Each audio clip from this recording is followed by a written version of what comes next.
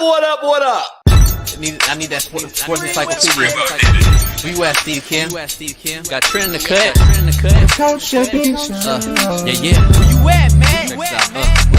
In the gym shooting, I'm Durant. You ain't shooting John Morant. Darnell is the Ball State legend. I'm the Warren Central High School legend. I'm proving with a reliable source, straight from the mouth of the horse. Smitty and JB and Smitty from West Coast to Yost. I love talking ball. It's nice to connect with guys that are like-minded and just are real and genuine. Better stay in your lane. Hop is You are fucking insane. Dude, what? You just will not give this guy his flowers. What is wrong with you? Oh, you must have thought I was a bitch. I am him. You's not it. What's the topic? When's your logic when I flow? Big Komodo, how it's talking. Got to get back to letting the baby cry a little bit to see if they can soothe themselves. That's a bar. Issues get pressed so fast it don't get sacked like bags and baggage. Smitty and Jason Brown killed it, yeah, it's a rap. We what the game's been missing, we switched it and filled the gap. I identified him after his third fight, and I said that guy should be a star. I'm so proud of the show, bro. The gap. Smitty and Jason Brown. Coach JB Show.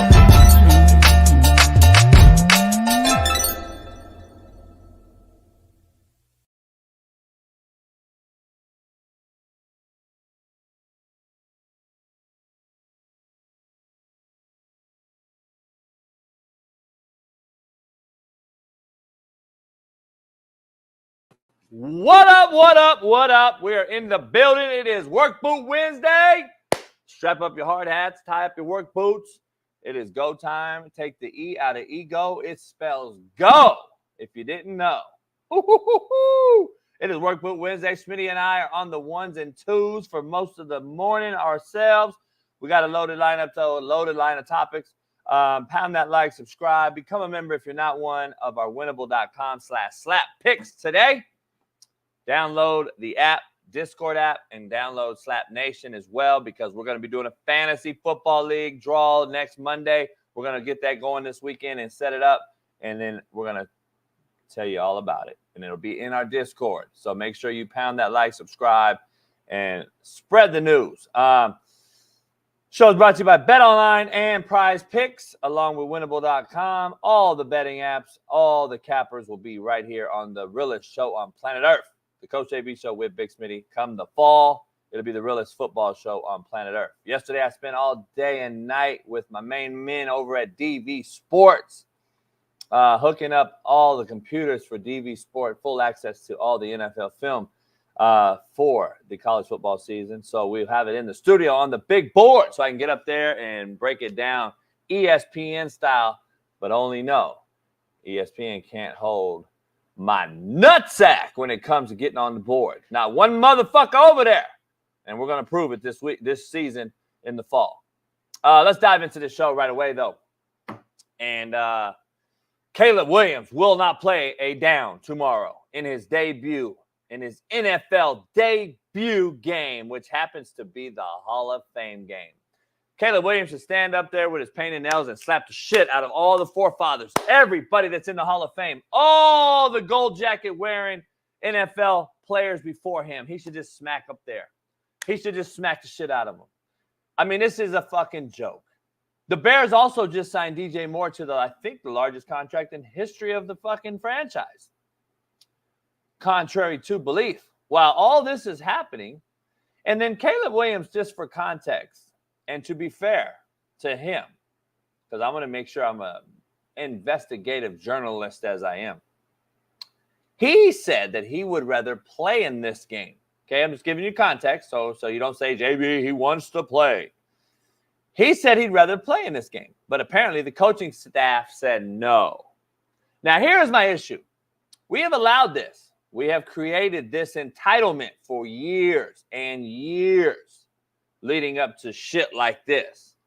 Started with players sitting out bowl games in college to prep for combines in the NFL, where 70% of those sit-out kids didn't even get drafted or end up playing in the NFL.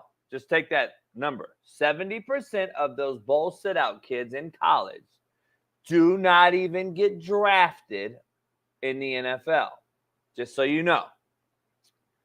But they're quick as hell to sit out a bowl game and just forget about everything they did with their brother and their homies, their teammates, their coaches, all that bullshit about I'm committed, I'm this, I'm loyal, I'm this.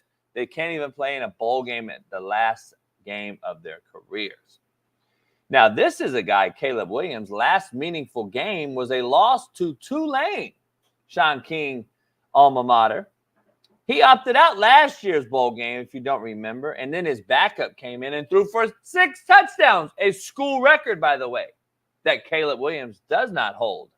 This is a guy who's, to say the least, we all have questions about entering tomorrow's game as the #1 overall pick, do we not?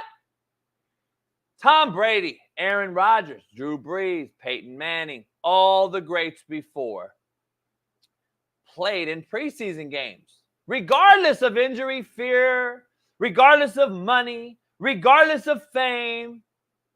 This is a game we all chose to play. It's a business, sure. But is it bigger than the game? No. This shit is disturbing. And I've been saying this for years. Let this shit keep stacking up. We won't even have players playing the game anymore the next 4 or 5 years. They will sit out half the games. They still bitch and moan about getting paid more. And the fans, you guys need to start doing something about it. How about boycott? How about say I'm not going to these games? Fans, you pay Caleb Williams his $40 million salary, dog. You pay these players these lofty salaries and yet won't even get to see these dudes that you root for, that your babies wear their jerseys, play. Damn shame how far we have fallen off in the sports world. Damn shame, to say the least. Let's dive into this thing. The Bears extend DJ Moore to a 4-year, $110 million extension. He's not even a #1 receiver. That is a shocker to me. We'll dive into it. Jonathan Owens has been seen at the Paris Olympics to watch Simone Biles while the Packers are in camp. Bears gave Owens 7 days of training camp off for this. I'm sorry, not the Packers. The Bears have given him 7 days off for this. Interesting times, man. Interesting times. Daniel Jones has been seen missing passes in Giants practices. We're going to dive into that because we keep it real. And social media, of course, is going crazy about Daniel Jones missing it. The NCAA is reportedly ready to issue notice of allegations against Michigan football. That's kind of quick. Didn't they say they were going to wait a year? Florida State head coach Mike Norvell says transfer quarterback DJ, I'm not going to butcher my man's name. I've never been able to say his name, and I grew up with his family, has been remarkable at Florida State camp this season. But before we begin, my co-host extraordinaire, Naptown legend, 317 Far East Side, LeBron hairline having, Lamar Jackson loving, AR5 defendant, Caitlin Clark jockey, Fox Sports, Big Smitty. Welcome, my man.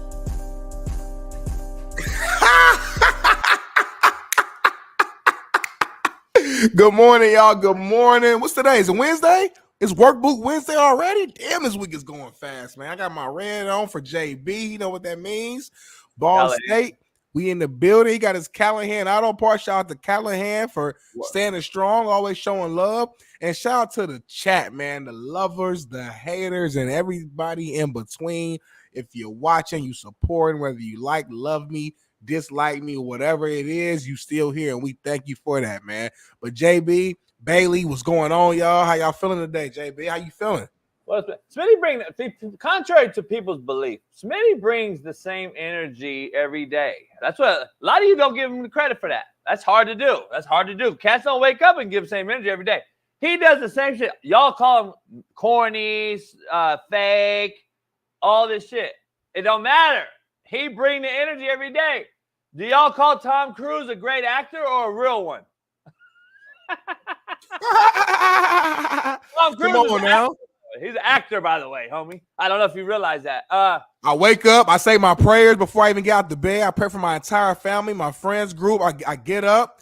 I go brush my teeth. I go take my morning piss. If I got to take a number 2, I do that as well. Sometimes I'll shower after the show. Sometimes I do it before. That's the only thing that kind of changes sometimes. Today I did a shower before. You know what I mean? So like pretty much the same routine every morning. I come here, no matter what I'm battling at home, when I'm battling at work, going on with the family, I come in for 3 hours and bring that energy and I bring that heat. You have to be elite you should walk in every room, like your wife, whoever walks in you guys should be like, I'm elite today, because it takes a lot. It takes a lot to wake up and be elite every single day, like the Minnesota program up there in Row the Boat country. You got to be elite every day to do what you do. Like, that's hard work. And for all the hate and the dick riders in here that always talk shit, and you got it still with the same energy every day. Shout out to you, Smitty. I appreciate you, JB. I appreciate you, JB. JB he got some good sleep last night. I ain't never had this before. I haven't had sleep. I'm just gonna murk you today on the show. That's why I want to give you this. Oh, okay. Makes sense. Yeah, so be elite, but you did have a horrible opening about Keller Williams, but we'll dive into that here in a minute. So I figured exactly my point. I'm exactly why. Good, you seen that. By the way, I want to break some news and give out some information. So we are a very credible show moving forward. I want to make sure. I read you a text. All right. Read you a text and I'm glad I did it the way I did it, because I didn't assume, I didn't say anything the other day regarding the Judon situation. Yep. Matthew Judon. I talked to Matthew Judon. He said they're trying to trade him. I assume they want him to practice, and he feels like fuck that. And he said, JB, he's a real one. You would love him. He loves you. He ain't going to play games like this. And just watching your show, I just want to let you know, Judon is a dog, though. Likes practice. He likes hitting. He's a player. When I saw this, I was like, yeah, something's not right. He must know he's out. Could be something else, too, like you alluded to. You know that. He said they're trying to get rid of anyone with money, regardless of how good they are. Mayo wants to start all the way over. By the way, tell Smitty, if Bill didn't reach out to him, maybe Mayo went behind his back to get the job.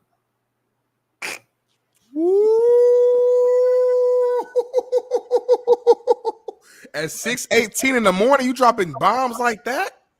At 6:18 a.m. Pacific time, 9:18 Eastern, Coach JB with Big Smitty. Coach JB show Big Smitty. You start a show off like that? Ooh-wee. He also said, I'm glad you called it out. Belichick don't need to reach out to him. Shit.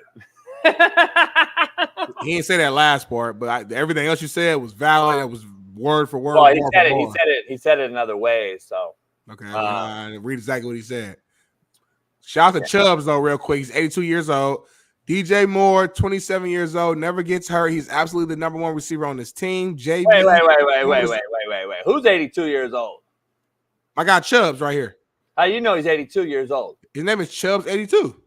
So he's 82 years old? Yes, he's 82 years old watching the show. He's a huge Bears fan.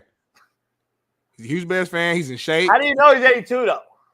Because that's what that means. Anytime somebody puts their name like that, that number is their age. Why wouldn't it be his wide receiver number in high school? Why would it be the year he was born? Why wouldn't it wide receiver number the year he's born? The way that you do it, you put it directly after your name. So it would be like Chubbs 82 immediately. But when you put a space, that's for your age. Why wouldn't that be like his 82 Camaro? He ain't got one of those. DJ Moore, 27 years old, never gets hurt. He's absolutely the number one receiver on this team. JB, some of the stuff you say about the Bears, it's obvious you don't cover this team. 5th most yards before turning 27 all time. Shout out to Chubb for the $20 or 20 bones. JB, you got a quick rebuttal before we go to the quarter of the day? Yeah, respectfully, no shit, I don't cover the Bears. Do I look like I live in Chicago and cover the Bears? Do I look like a fucking Bears journalist? Have I ever said I'm a fucking Chicago Bears journalist? No. Thank you for the $20, but respectively, you can shove it up your ass because you know fucking nothing about what I'm about to discuss. First of all, it takes 2 eyes with a guy that can get on the board and break down any football play ever designed to tell you that DJ Moore is not a fucking number one. So shout out to you and your $20. But no, I don't cover the Bears. I don't give a fuck about covering the Bears. I don't need to cover the Bears. When Caleb Williams is an absolute bust, do I need to be covering the Bears to tell you that? DJ Moore is a 2. A very solid, good player, homie. He's a 2. He's not a 1. But we've been saying this, Smitty, for how long? 2s are getting 1 money now. Like, that's what it is. 2s are getting 1 money. Ayuk wants 1 money. They want A.J. Brown money.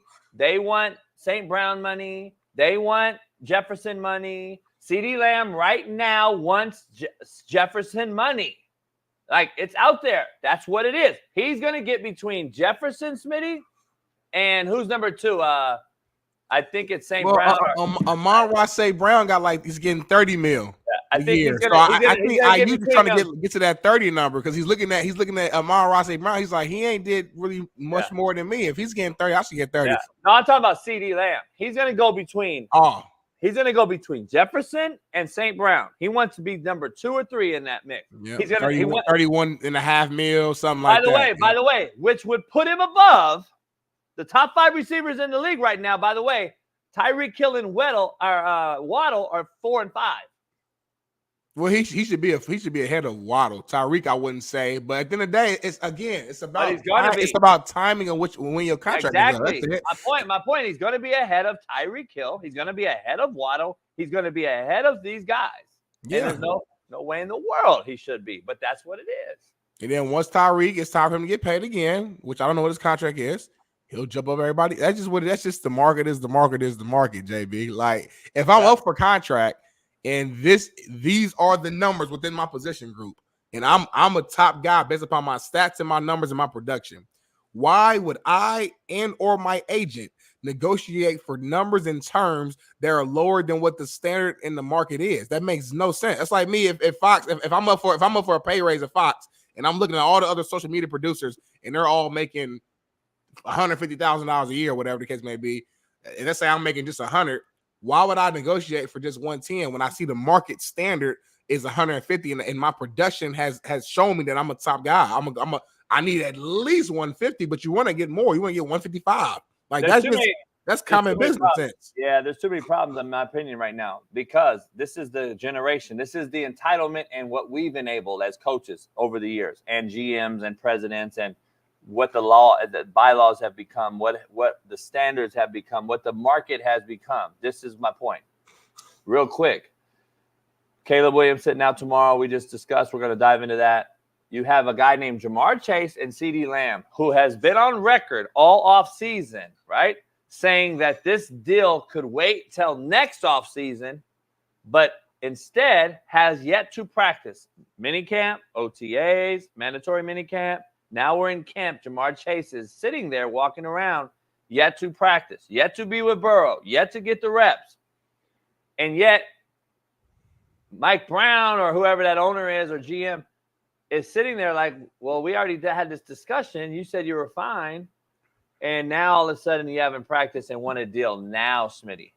I see this as the problem. This is the entitlement I'm discussing.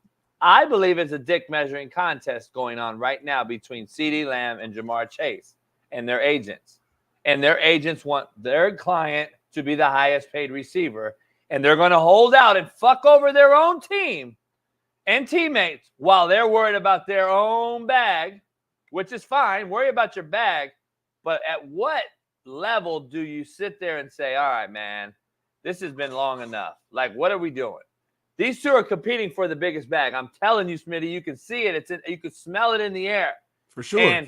And what agent wouldn't want their client to get it so they can measure dicks too and say, hey, I got CeeDee Lamb the highest paid thing. Exactly. So I can go get Big Smitty now as my ride out and hire him, and he'll hire me as the best agent. Come on, man. This 100%. Is all going on right now. Right. And it's like, again, though, the fans suffer, the product on the field suffers. All this shit is tied into what JB says every day. Watered down product. If I'm the player, everything you just said was a fact. That was beautifully said. But if I'm the player, I got to be selfish in this moment. I'm not going to lose millions out of my contract because I'm worried about the fan, the JB, the fan, Smitty, the fan, whoever the fan. Oh, man, you know what? The fans aren't going to like this. You know what? Fuck it. I'll just take whatever they give me. No, that's just not reality. And I think every athlete should have a moment when it's okay to be selfish. I think we look at selfish as a negative thing, and sometimes and a lot of times it could be negative depending on the context. But context does matter, and at some point it's time for you to focus on you. I was talking to my mother yesterday. We had a deep conversation about a lot of stuff, and I was telling my mother how she spent her whole entire life catering and taking care of her kids and her family. Her entire focus has been family and kids. Her birthday is on Halloween. I remember growing up, she never celebrated her birthday. She always worried about me going trick-or-treating or a Halloween party, or it was never her celebrating her birthday ever. Then my little sister came later, same thing. It was always focused on us. I said, my sister's about to graduate from high school. You have done your job. Focus on what her name is Sheila. Focus on what Sheila wants.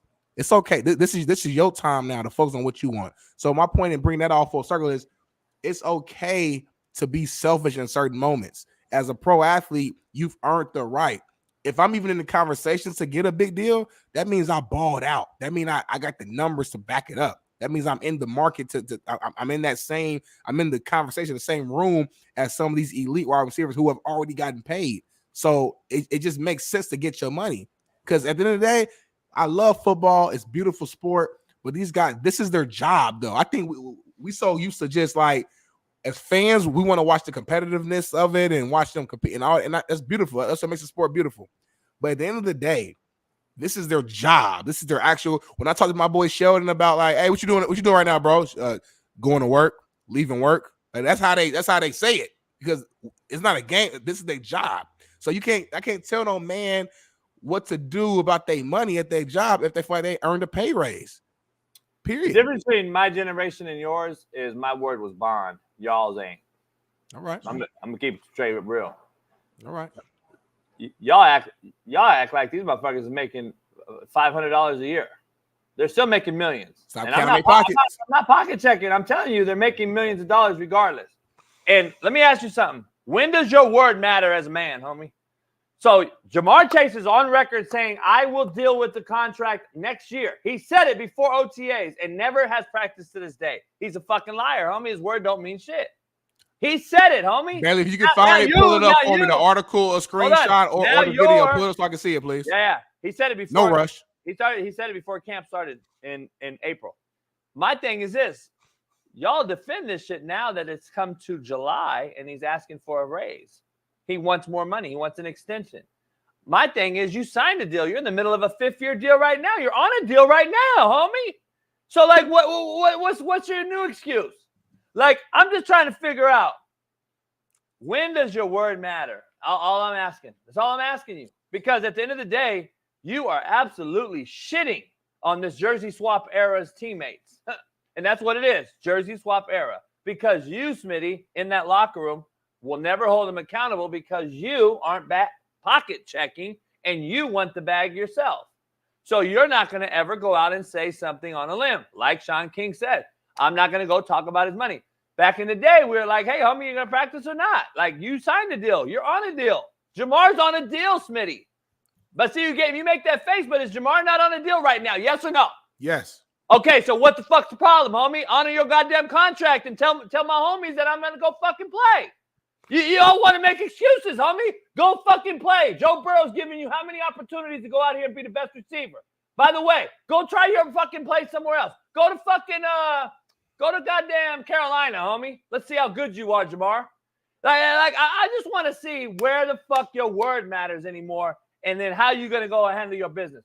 You're on a contract, Jamar. You're gonna get paid, homie. How about you go to practice? You ain't been to practice yet since spring. I just don't understand these cats and the excuses that we make up for these guys blows my mind. The fucking Smitty, and it's not just like Smitty's generation. This is a thing done by older men, by the way. The owners and the GMs made these rules, not Smitty's era. I want to be clear. The thing I have to say is, though, the generations have made excuses for these dudes over and over and over as to why they're not getting paid and blah, blah, blah, blah. And we've created the Caleb Williams of the world, the number one pick that everyone has questions for, to not play in his first NFL fucking preseason game. Make it make sense. I'm not going to sit here and bash Caleb Williams for not playing tomorrow. What I'm going to bash is the fact that the shit has been stacking up for years that I've been saying on this show, and now it is the accepted norm. No one's tripping. I got more cats at my neck for the video I did yesterday about him sitting out than I do about him sitting out. They're coming at me more about saying he should be playing instead of him playing. They're like, oh, Caleb could play. He could sit out. This dude hasn't played Smitty yet in the NFL. And we have question after question. Smitty, you have questioned him on this show several times. What can we expect? We won't know until we see him play. This is the problem, Latrell. You're not listening, homie.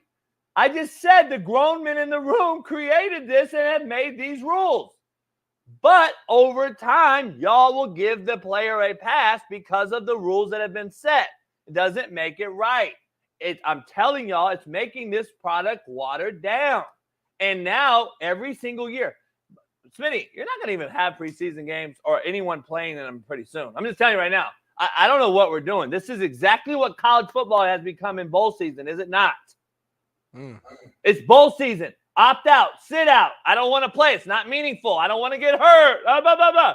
Nobody thought that way back in the day, Smitty. I'm just telling you. You get hurt walking your doggy, homie. We signed up to play this. We signed up to play this game. Like, why does it always come down to protect my bag, JB? That's not my problem, homie. That's a you problem. Like, I don't know, man. Let's dive into the intro right out the gate because you brought it up and we jumped around. Give me your take on my lead in with Caleb because I know that's the topic of discussion right now before we get into the quote of the day. Yeah, man. I thought you made some good points for sure. As a competitor, I want to play every game. And like to your credit, you did point out that Caleb Williams did say that he wants to play. So right off the bat, we're not your whole rant to me has nothing to do with Caleb. Then it has nothing to do with him at all. The player has everything to do with the system, at hand. And I get it. He hasn't played an NFL game yet. It would have been nice to see him go out there and just play a series, play 2 series, whatever the case may be. But obviously, the head coach is seeing something to where he feels like he needs another week or so with Caleb before he puts him out there. He probably understands all the pressure and all the eyes that's on Caleb Williams in terms of he goes out there and lays an egg in his first preseason game. He knows how the media is going to kill him. And one thing the Bears have right now is just the excitement of what if or what could be. If you go out there first preseason game and he kind of shits the bed, so to speak, now you're potentially ruining the confidence of a Caleb Williams who's in the Chicago market, who's what, the third biggest market behind New York and LA, if I'm not mistaken. And you know they're going to ask so many questions that all the shows are going to kill him. This show is going to kill him. Everybody's going to kill him. And as a head coach, he's probably trying to protect his player based upon what he's seeing so far at practice. I'm pretty sure Caleb Williams will play in this preseason. Whether it's the next game, he plays like the first couple series, the third game, he plays the first half, whatever the case may be. Typically, like it's normal, at least in the last, I feel like 5 to 10 years, where players may not play every single preseason game. Like the starters don't play every single. Like typically, the first game is the game where starters might, kind of just they'll go through the warm up, the whole pregame stuff, and then they'll just chill the first game, let the backups do their thing, and then game 2 they'll come out there like business as usual. They'll play the first 2 series, and then third game they might play the whole first half, and then boom, it's time for regular season. It's like a build up, at least from my experiences. I can't speak on early 2000s and what guys are doing, but based upon since I've been watching football in the preseason, this is what's been happening. So I guess for me, when I saw it, it wasn't like alarming or it wasn't like, oh my gosh, he's not playing. I saw that Robert Saleh came out and said Aaron Rodgers might not touch the field at all the entire preseason. Now I get it. Aaron Rodgers is a veteran guy, came off injury. I get it. But if I wanted to make an argument for why he should be playing, I could clearly do that as well, because we're like, shoot, last time he did play in a meaningful full season, meaningful game, he didn't do that well. He lost against the Detroit Lions for an opportunity to go to the playoffs. He played 4 plays with this team, though. Forget we did with the Packers. He played 4 plays with this team. He has no reps with these guys. So I can make the same argument that with this team, he is a rookie in a sense. He's a rookie with the Jets. So, like, my point is you're going to see this across the league, and I get it. You're saying that it's a league issue, but I guess what I'm saying, when I do my research and I look at some of these OGs, they didn't always play every single preseason game. They played every preseason, but not every single preseason game. I would challenge everybody in here to do their research and their deep dive and look up every single year that Peyton Manning played, every single year that Aaron Rodgers played, every single year that Tom Brady played, and see if they played every single preseason game. I doubt it. First of all, I know you didn't compare Aaron to a guy that hasn't played a down Which game. I didn't. I clearly literally said in my rant that I'm not doing that. I literally said that. But you brought it up. I don't know why you would even brought it up. Number two, because people are going to think you compared. That's what I'm saying. I'm just That's because people don't think, because they don't listen. I can't control what the people in the chat do. If you're not smart, you're not smart. I can't control that. All I heard from you right there were like 1,000 excuses. And it's not your excuses you're making. You're making up the excuses that are out there right now for him. That's my point to this rant, or to this intro. That's my point to this whole thing, Smitty. All we're making up is excuses after excuses after excuses as to why this man's not playing the fucking sport that's paying him to play. Like, make it make sense, homie. Why are we making excuse after excuse after excuse in a bunch of words to defend these dudes when they should be fucking playing the game that's paying him to play? Baby, I'm so fucking tired of the excuses, homie. None of this will matter in 2 months. Play the game. None of this will matter in 2 months, JB. When October gets here, September gets here, we gonna forget we had this conversation. You are wrong. Forget about fucking preseason. You are wrong. You are wrong. I can prove it to you why you're wrong. Because the last 4 years, the quarterbacks that missed the preseason takes 4 to 5 games to even look like to simulate whatsoever an NFL quarterback. It takes them 4 to 5 weeks after they've missed their whole entire preseason. And you're asking a guy that's never even fucking played in a bowl game in college last year to go out there and ball automatically for a shit ass. He missed the entire preseason. No, I never said that. I didn't say missed the entire preseason. So what makes fucking this guy so much better than CJ Stroud, who fucking played in preseason games last year, homie? What makes him so much better? I'm saying every team is different. And I'm not asking you. I'm not just asking you. I'm asking you to talk to you. I'm asking the world. What makes this guy better than fucking CJ Stroud? And why CJ had to play last year, but this motherfucker don't? Like, that's my point. Why? What makes this guy so much different? Why is this guy get so many fucking excuses, homie? But CJ Stroud played last year in preseason games. What the fuck does this guy have over Tom Brady, who played every preseason game until he got to year 20 like Aaron Rodgers now? Comparing him to Aaron Rodgers, not to saying you did. Aaron Rodgers coming off a catastrophic injury, blah, blah, blah. But this guy don't need to play preseason games. This guy does. Caleb Williams hasn't even fucking played a down yet in this league that you and I have both questioned. The world has questioned, not only off the field, but what can he do? And we're seeing him in practice throw balls behind guys, commit the tight ends pissed off. He's like getting thrown behind guys. He's picking his ass off in the red zone. He has yet, like, look at that. Pick. What gives him the excuse to miss a preseason game? Like, I'm just telling you. Now, listen, I said it's fair. He wants to play, or at least says that, right? No, I don't put the quotes. That's what he wants to play. So let's keep it what it is. So it's not his fault. This is my point, though. Over the years, we have created this narrative to where it protects the players now, where they can come out and say, I want to play. Here's my rebuttal to you, and we'll move on to your whole rant that you just had about him. You have said, JB, you came out and you said this is a league policy. This is the rules we've created, blah, blah, blah, blah, blah. And then you came on and had a million excuses as to why he's not playing and why these players don't play. Yep. Here's my reasoning. When did the players okay it? When did the soft-ass generation of players say, okay, we're good. Yeah. You don't think they're over there like, this is what they're doing. They're dapping to miss games. Hell yeah, dog. We ain't got to practice. And back in the day, though, Smitty, hell no, we're playing these motherfucking games. That's the difference between the fucking shit I'm saying and shit you're saying, homie. Hell no, we're playing in these motherfucking games. I'm not sitting out no preseason game. These cats want to sit out, homie. They don't fucking have any backlash. They don't fight back. They'd rather sit out And this is why the product has become watered down. This is why I'm the one ranting every year about how shitty quarterbacks are, how shitty the quarterback position has become, how shitty the NFL looks. This is why right here. And if you don't coach it, you allow it, period. And that's what we're doing. It's not, I'm not blaming you, Smitty. I'm not saying it's all players, but I'm saying when are the players going to say, enough's enough, dog? I need to play. I need to play for my fans. I need to play for the town. I need to play for the team that drafted me. We don't do that at all, dog. Like, come on, man. I get the money and all that shit, but dog, when it's all about money, then guess what? What it's not about. It's not about the fucking organic root of the sport. Football, the game that's paying you to play. The teams and the fans that are watching you, paying your salary. You have absolutely shitted on them. Maybe not by choice, Smitty, but at the end of the day, you have shitted on them through osmosis.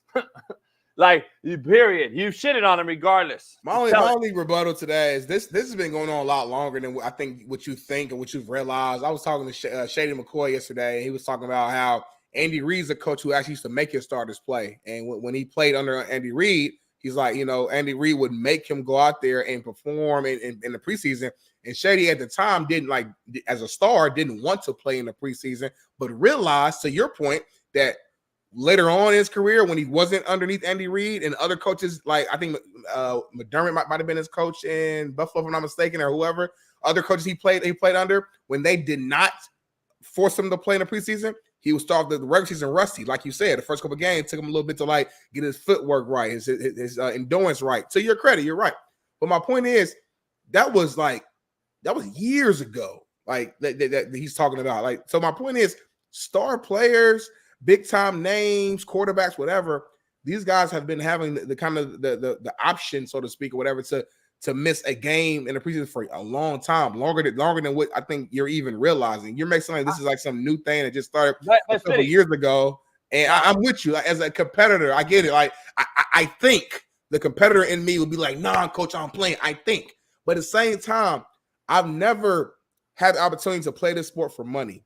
So it's hard for me to tap into that mindset, because every time my life, when I played football, middle school, high school, college, I played because of the love of the game and the opportunity to possibly make some money down the road.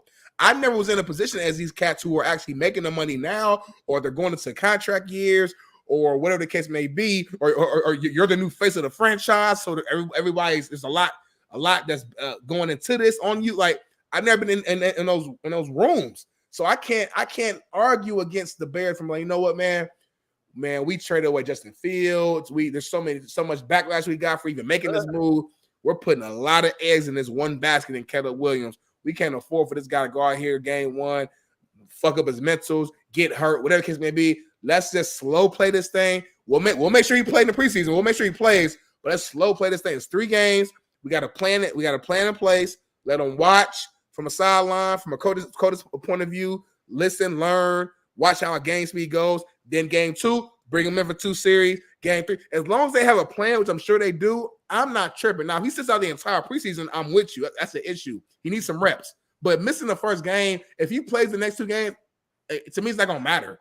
Smitty, first of all, you're comparing a veteran to a fucking guy who hasn't played yet. Caleb Williams hasn't played it down in the NFL yet. Stop comparing him to veteran like Shady McCoy, who was in year 7, homie. Like, come on now. Now, I'm not saying you're doing it on purpose. I'm just telling you, you're comparing 2 guys that cannot be. I'm also saying the position matters, and who, like, do you understand? Caleb Williams, again, you and I might disagree, but a lot of the world thinks Caleb Williams is going to be a future Hall of Famer, the next man. Like, he's that. That's what the world is thinking. The Bears have never had a great. They've had some good quarterbacks. They really never had a true, just bona fide great quarterback throughout most of their franchise. They think they have that guy. They're not trying to screw that up. That's my whole point. You got rid of another quarterback, and then not only did you get rid of a guy who still needed more reps, you brought in a guy that has 0 reps and won't give him reps. Make it make sense. Fucking put that on a T-shirt, homie. And Latrell says, your take should be that the coach, because you always say player loyalty and need to respect the coach, but now you want the players to backlash and go play against the coach's word. It's not what I'm saying. I just said strictly that Smitty's take was a compilation of over the years, the players accepting this as a union, as a players rep, as a players collectively. They've accepted this instead of saying, no, we want to play. That's what I've been saying. I didn't say for the player to go out and tell the coach, fuck no, I'm playing. No, I didn't say that. I said overall, we've been collectively agreeing on this, which has made this product watered down. That's all I'm saying. And recruiting board, yes, I would risk $30 million because that's what I signed up for. I signed up to play. Y'all act like you should get paid and then dismiss the act. Like, get the money, but then don't have to do any of the work. That's all y'all keep saying. That's your excuse, homie. Just put it in relative terms. John Elway, Dan Marino, Troy Aikman, Deion Sanders, Bo Jackson, Lawrence Taylor, all the great legendary players from the past who made $1 million a year, maybe. Relatively speaking, that was $30 million then, homie. Stop. That was $30 million when they played. Did they opt out? Did they not want to play? Stop, homies. MSM did. Stop with your bullshit. He said out game 1 of the season. Because they paid him. They paid him. What I'm they saying paid him. That's the point. If they didn't pay him, he would have kept sitting out. I know, but guess what? He practiced all the way up until then. That's the crazy part. But he missed the game. The thing that matters the most. Let's dive into quote of the day. Let's get into the quote of the day, brought to you by betonline.ag. What up, man? The real Coach JB here for the Coach JB Show with Big Smitty. We got a proud new sponsor, of course, for the second part of the year, and that's BetOnline. Continue to be your number one source for all basketball wagering needs, including pro and college hoops throughout the year. March Madness is here. Join us every Monday and Friday with Jeff Nadu as we will pick them and up-to-minute odds, stats, and trends. You can follow your favorite team's path to the playoffs with in-game live betting, contests, and all the best player props. Experience the world's best wagering platform anytime from your desktop to your mobile device. Head on over to BetOnline today. Become part of the team and remember to use promo code BELIEVE, BLEAV, for 50% off plus welcome bonus on your first deposit. BetOnline, where the game starts. Peace. Quote of the day. Come on, JB. Quote of the day. You brought some fire yesterday. It was in person. I'm expecting the same energy right now. Say what you told the wagers. I said, what's your wager? I said, you have 10 minutes to become a member or you're gone. Clock starts now. Because I ain't got time to, these shit talkers and stuff like that. I ain't got time for them. So, I ain't going to argue back and forth with you. When you're not green, if you're green, you got freedom to kind of talk your shit. If you're not green, I don't really even it's like you irrelevant to me. You're irrelevant to the show. You don't even matter. So if you're not green, then, hey, don't be talking shit. Be thankful that we allow you to watch this show right now because we could make this thing members only, which we thought we talked about doing before. So if you talking shit, talk shit. If you green, talk shit. Gene can talk shit because he green. Cape Kai can talk shit. The Keith Smith can talk shit.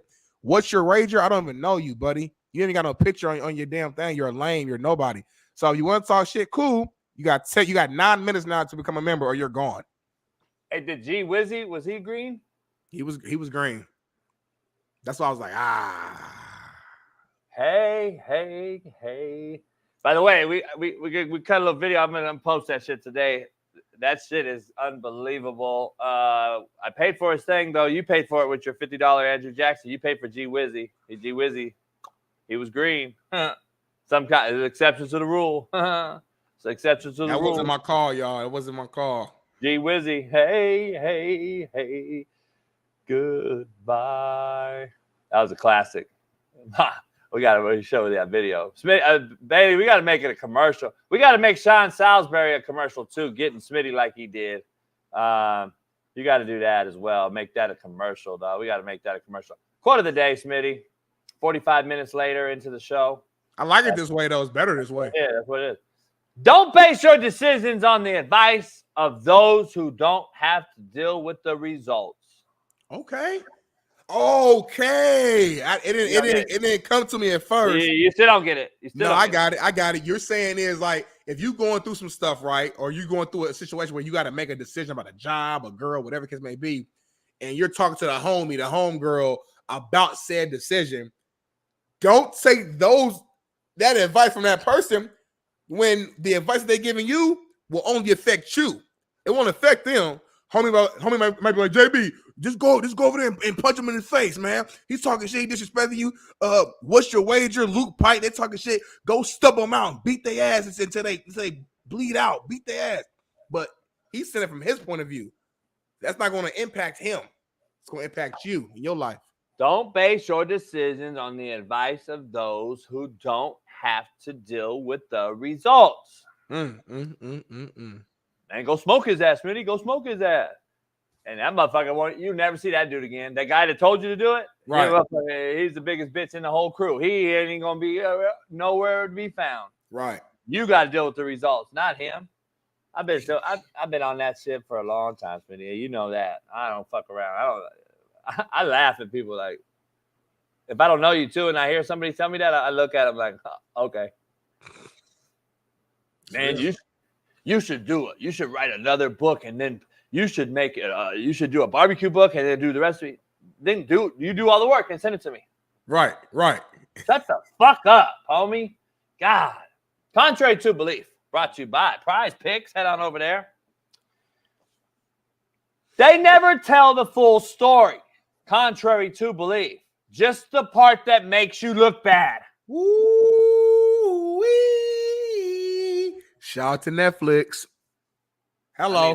I never see. Nobody tells the full story though. Have you ever seen anybody on social media? Look at verticals and shorts, ourselves included. Whoever makes a vertical and short, that ain't the whole story. You take the clip of it and then we post it on the show and we talk about Gilbert Arenas said that LeBron rubbed it down, and then the whole show we missed 10 minutes of what he really said. Right. Nobody tells the full story. Nobody. They never have, Smitty. Never have. Media pushes it. Propaganda pushes it. This is what it is. They only show the part that makes you look bad. Period. What viral videos of the year? We rewind and do a flashback. I got the cloud over me right now. I got that look like the cartoon. If you can't get no pussy, you can't recruit. Oh, I remember that one. I remember that one too. Girls can't coach football. They should never coach in the NFL. You did say that. I remember you saying that. I remember you saying that. I see that one. That one's been viral. I remember you saying it. I remember, yeah. I'm looking at all these viral videos that I had over there. I was like, damn, only ones they showed were the ones where I said the main crazy part. They don't really show the whole breakdown. That's crazy. Look at all that. Oh, I see the whole video over there. Oh, yep. They didn't show that, though. They didn't. They only showed the viral part. It was too long. Pause. JB said, you can't get no pussy, you can't recruit. And then, but the whole thing is he's talking to Tank Johnson over there about recruiting and turnover rocks. And, damn, they didn't show that part. I'm over there with it. Yep. Damn, that's crazy. I'm trying to tell you. Trying to told you. Poll question, Smitty. I want to change the poll question, kind of. Change it right now. Cool. Because it's relative to this, but like I got a different one I want to bring up because this is the pussy soft world we live in. My poll question originally was, should Caleb Williams play in tomorrow's Hall of Fame game? And I believe the chat majority would say yes after hearing my rant yesterday. We've already dove into that. Yeah, we already dove into that. I got a different perspective and question that's very similar to that. Is there too much pressure being put on Caleb Williams already? Ooh, I love this question. I love this. Let me ask you. Let me. Y'all want to make it better. I even want to make it better. Okay. All right. Do it again. Are the expectations of Caleb Williams too high? That's the call. That's the one I want. Are the expectations of Caleb Williams too high? Now, can I go? I want to hear all the pussy takes. Ready, go.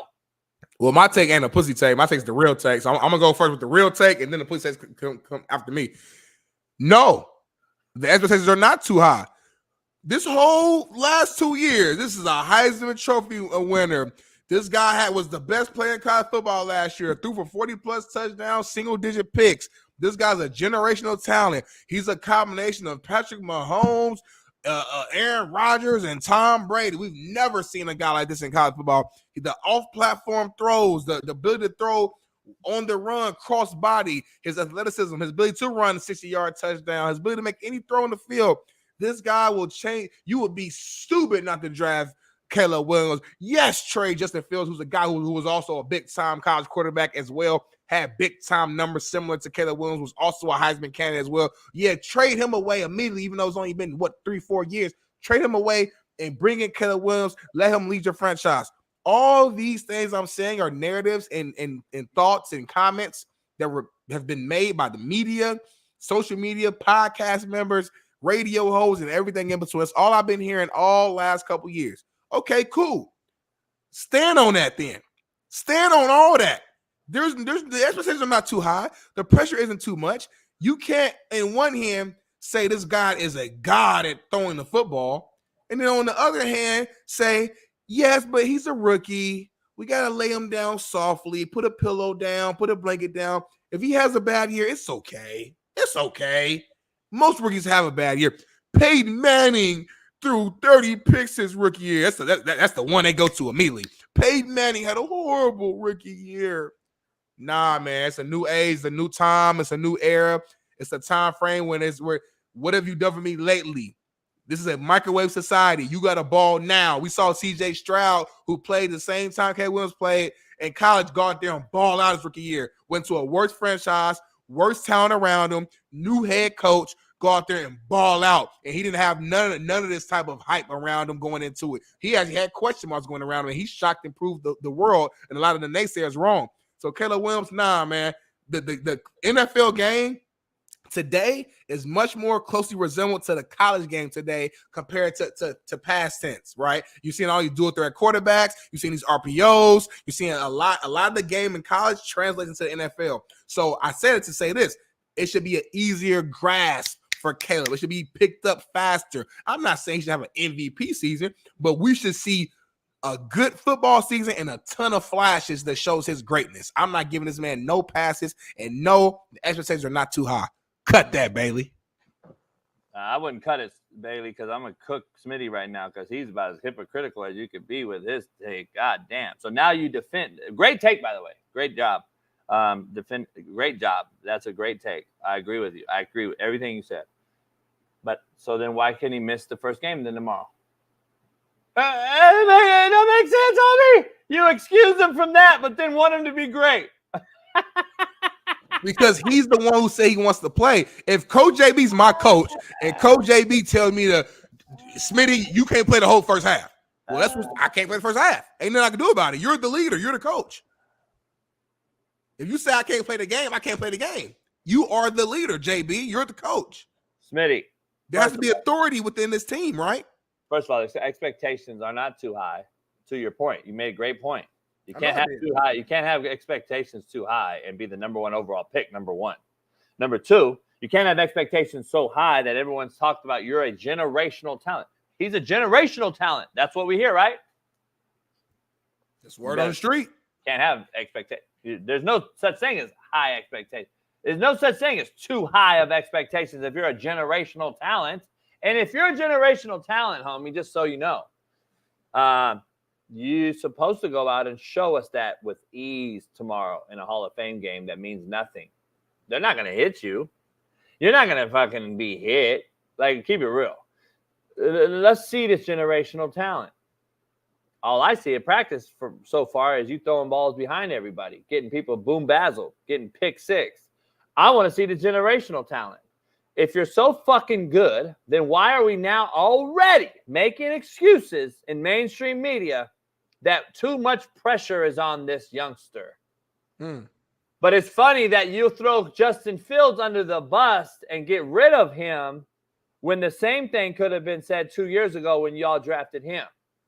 But now all of a sudden you forgot how good he was supposed to be and how good he was. And now we just threw him under the bus, got rid of him for a Chico stick and string cheese, and nobody's tripping. Nobody's tripping at all.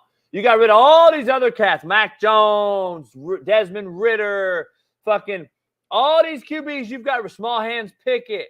You got rid of all these first-round motherfuckers that everybody was talking to. Oh, man, the young quarterback room is unbelievable. Remember that draft 2 years ago, 3 years ago? Oh, it's so good. How many of those motherfuckers are still standing? None. Nobody. Trevor Lawrence, I think, and he's fucking still in question. We don't even know what's happening with him. Anyway, Smitty, let's move on. I think it's actually time. We've been cooking this whole first hour. Shout out to us for just bringing on an entertaining show right off the bat. High energy. It looks like me and you slept for 10 hours, but we didn't. But that's the type of energy and the non-excuse making that you and I make. But I think it's time for a commercial break real quick, a quick 3-minute one. And then when we come back, we got some Daniel Jones talk about him missing some passes in Giants practice. And kind of getting JB and I's thoughts on that. We got Jonathan Owens seen at the Paris Olympics, watching his wife, Simone Biles, win another gold medal and become the all-time winningest gold medalist in Olympic history. We're going to talk about that. But first, we got a quick commercial break, and we're going to be right back after this. Stay tuned. Who's the girl? Simone Biles, the GOAT. I don't know who that is. The GOAT. Oh, the one that quit last year? We'll be back in 3 minutes.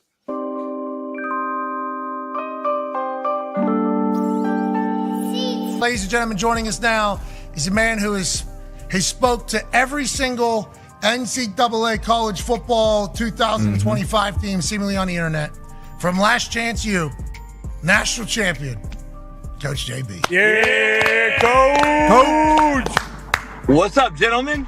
Coach, just great car, great stick. Thank you for pulling off to the side of the road. Hope you don't get killed here. Honestly, the side of the road, LA, I assume, that's not necessarily the safest place on earth. So we'll make this quick. How do you feel about all of these new coaches now in this NCAA college football 2025 game using your speeches to motivate these boys from one side of the country to the other, Coach?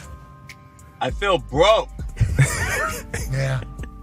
Like, it's crazy. Can I get like a royalty or something? Like, Netflix already screwed me. I'm getting screwed by EA Sports now too? Like, holy shit. I hit him up. I reached out to him like, hey, trying to be cordial and nice. I'm a nice guy, you know me. Yeah. And I was like, hey, EA Sports, maybe I can actually be your video guy, the actual do a real video instead of using my name, image, and likeness. Oh, shit. And maybe I can get a little piece of the pie, but nah, it's all right. Just keep sharing my 500 million views of it. I don't mean to laugh at you, but obviously you are a hilarious, miserable person, and this is kind of is how it goes. Hey, Pat, I was actually chilling. My back went out yesterday, so I didn't even do my show today. So I just left my chiropractor, and I'm waiting on this damn cigar company to open. They're late, of course. I mean, come on. Shit. Okay, so life is good. Last question for me, because I know the last time we talked to you, you had not watched the Netflix series Last Chance U. You said that. You said, I've not watched it, but obviously you've heard from everybody. Now, do you see some clips that come across your way? You're like, I don't remember saying that. And then all of a sudden, oh, I killed that. And do you judge your clips whenever you see them? You're like, I murdered that one. Nah. A broad came over to the house the other day, and I didn't really want to watch Netflix with her and chill. But she wanted to watch the show. We watched one episode. Okay. And I'm like, I can't watch this. Okay. And she was like, oh my God. I'm like, I don't want to watch this. It was the first scene of the cow scene or whatever. And I'm like, yeah, they only made about $4 billion off my name on this shit. I'm not watching Netflix either. So I'm spiteful right now, Pat. I don't want to watch Netflix. I don't want to watch EA Sports video game. I'm like, man, and I can't even get 40,000 subscribers on my YouTube channel. Well, you're going to the moon. We appreciate the hell out of you, Coach. Hopefully it'll get figured out, and we know the Netflix and chill thing, what that leads to. Bad backs, chiropractors. We appreciate you. Ladies and gentlemen, Coach JB. Yeah, Coach.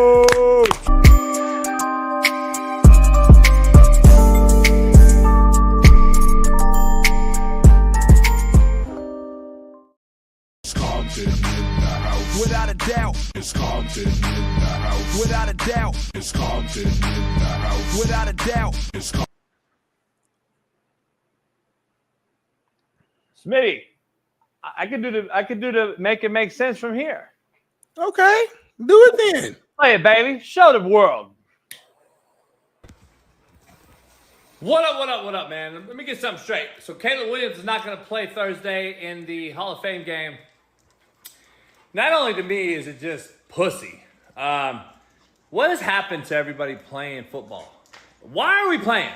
I don't want to hear about the money. Well, they make so much money now, JB. Then the fans should boycott because they're paying the motherfuckers to play and don't even get to see them play half the time. NBA, NFL. Last time I checked, this motherfucker right here didn't even play his last bowl game. And the backup threw 6 touchdowns and broke USC record. The last game he played in a bowl game, a meaningful game, he got beat by fucking Tulane. And yet we're going to not play. And people are making excuses as if this is the thing. Aaron Rodgers, Tom Brady, Drew Brees, Peyton Manning played 4 preseason games every year.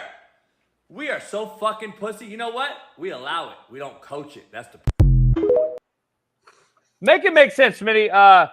When did we do this? When did we start doing this? When did this become the norm? This isn't a Caleb Williams problem.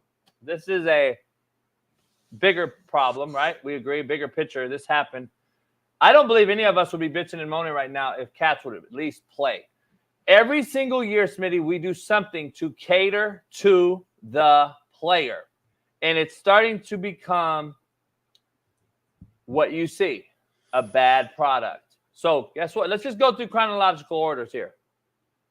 Let's eliminate preseason games. Let's not play in all of them. Let's only let Aaron Rodgers play in 2 of the 4 games. Remember, that started about 7-8 years ago. Hey, you starters only play a quarter. Remember, it was a half. See, the chronological order went from 4 games you got to play. And then the last game you won't play. We're going to start Tyrod Taylor. And I'm just throwing names out, right, as a backup. Then it became, let's only play a quarter. Then it became, let's eliminate preseason games from 4 to 2. Then it became, let's eliminate kickoff. Then it became, let's add helmet condoms to our helmets in practice, but yet we still won't tackle. Then it became so many hours allowed during the week with our players. Then it became no two-a-days. Then it became no Oklahoma drills allowed. Then it became, let's eliminate youth football, Pop Warner in California, the largest state. Then it became, it's okay for men to fucking play women in sports. What the fuck are we doing?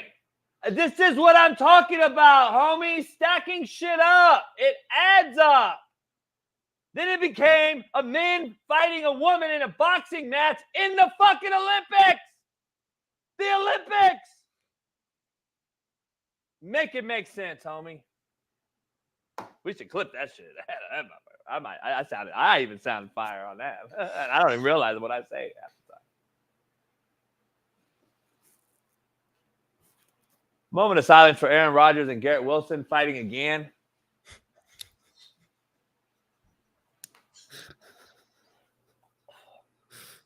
Smitty, go ahead. Defend the player for what I just said.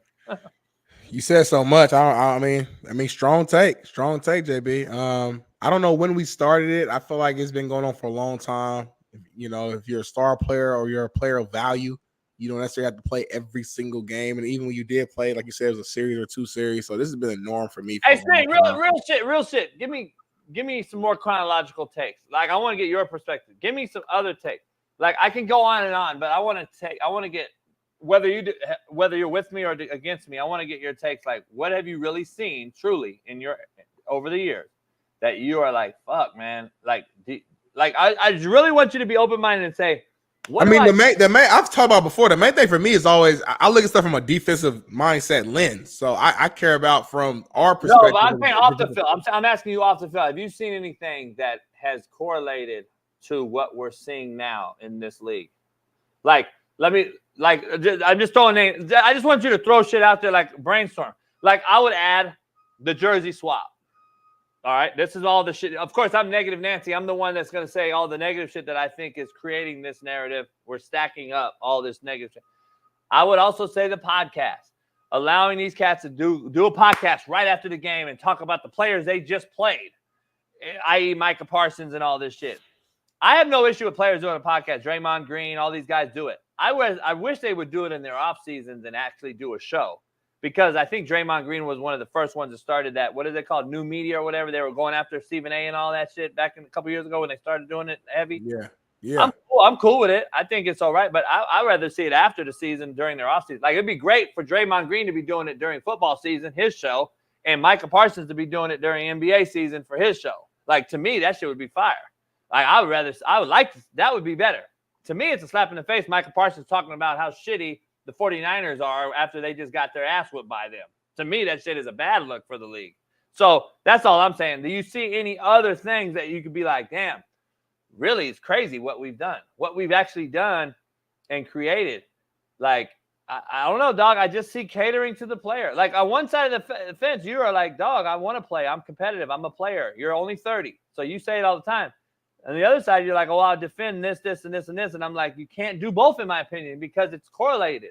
Like, it's creating what we're seeing on the field. I think my only problem with you is that, like, you're so much on the side of, like, playing the game, and the game is what matters most, and like fuck everything else, to where like you would just leave money on the table and not care.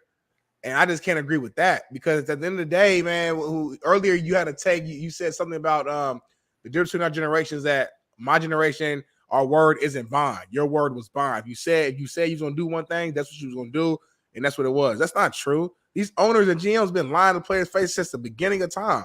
So now that the players are doing it back, I said players though. But now that the players are doing it back, now it's like an issue. Nah, bro, you get what you dish out. You get what you put out. I treat lie to our face, say I'm gonna be the guy, this, that, and third. As soon as I get hurt, it's like fuck me, or as soon as I have an off season, it's fuck me, it's move on. So that's what I'm saying. That's why I guess I got so much. I defend the player so much, because I know that NFL stands for not for long, and we don't have that much time to play. You don't have your career is short. If you play 10 years, that's an anomaly. That's a very short thing. So you gotta maximize your dollar when you can. So that's why I defend the player so much. But then play the games then. Like, you don't make zero. You make 0 cents with your defense of the players. But they are playing. I think you're over. Like, let me re-say those words. These guys are playing. The reason why CeeDee Lamb is even in conversation to get a new contract is because he played all last season and balled all last season. Ayuk, same thing. Anybody who's up for a contract is guys who actually played last season, who balled last season. So they did play. They are playing. The only reason they're sitting out because this is the only leverage they have, JB. That's why if there was another option for players to still get paid and do it, cool. But they can't. If CeeDee Lamb goes out there in the middle of negotiations and pulls his hamstring at fucking camp, negotiations go down the drain, because now you're giving leverage back to the higher ups. I don't get why you don't see. I don't see how you just really ignore, or you just refuse to listen to the fact that I've said this shit is stacking up. It starts in high school when you allow 4-time transfers. It starts in college when you started this NIL collective thing. And now when they get to the league, they think they are better than they are because of what we're doing at the lower levels. It's transitioning upwards for the first time. I've been saying this for some years. I don't believe anyone listens to what I've been saying. And it's proving me right in front of our very eyes on what we're seeing right now. This is what it is. For you to compare the owner to the player is asinine to me. This is why I say it, though. Comparing Jerry Jones is like comparing a fucking a crooked judge to you and I in the courtroom and putting our fucking future in his hands and not expecting to go to jail for life. Like, I ain't depending on him, homie. I never compared the player to the owner. We already know the owners are in its own good old boy network. I'm talking about the players being the players, saying, listen, dog, I'm going to play regardless. I want to play the game. I'm still making more money than I ever would doing anything else. I made it. I'm a 1%er. And you guys want all the cake and eat it all too. So your argument, or your take at the end of the day, like to simplify it, players should never sit out no matter what. It don't matter if you're up for a contract. It don't matter if there's opportunity to become the highest paid player in the league. It don't matter. You are making whatever you're making right now, even if it's not the numbers you think you should be making, it's more than you'll be making doing anything else. So be thankful and just play every single game, no matter what. And if you get hurt, you get hurt. That's part of the game. If you don't get hurt, you don't get hurt. Just play it out and hope and pray that the GM and the owner will take care of you if you do ball out. And if they don't, hey, oh well, you still made more money you would have made anyway. Just go out there and play. No, that's not what I said. But okay. I'm trying to get some clarity. But what you're saying is this: gimme. I don't need to do anything. That is basically what you just said. No, I'm not. Yeah, that's a lie. Yeah, you are. CeeDee Lamb was an All-Pro last year. All-Pro, which means I was one of the best players in my position to do this in the entire league. So I look at my position group and look at the best players in my position group and what they're getting paid.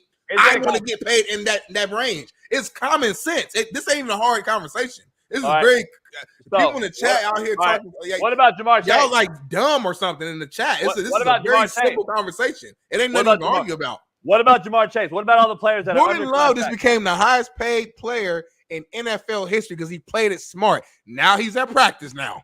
Now he's out there doing his thing. He's good. So if Jordan Love didn't sit out, he may not be the highest paid player in NFL history right now. That's stupid.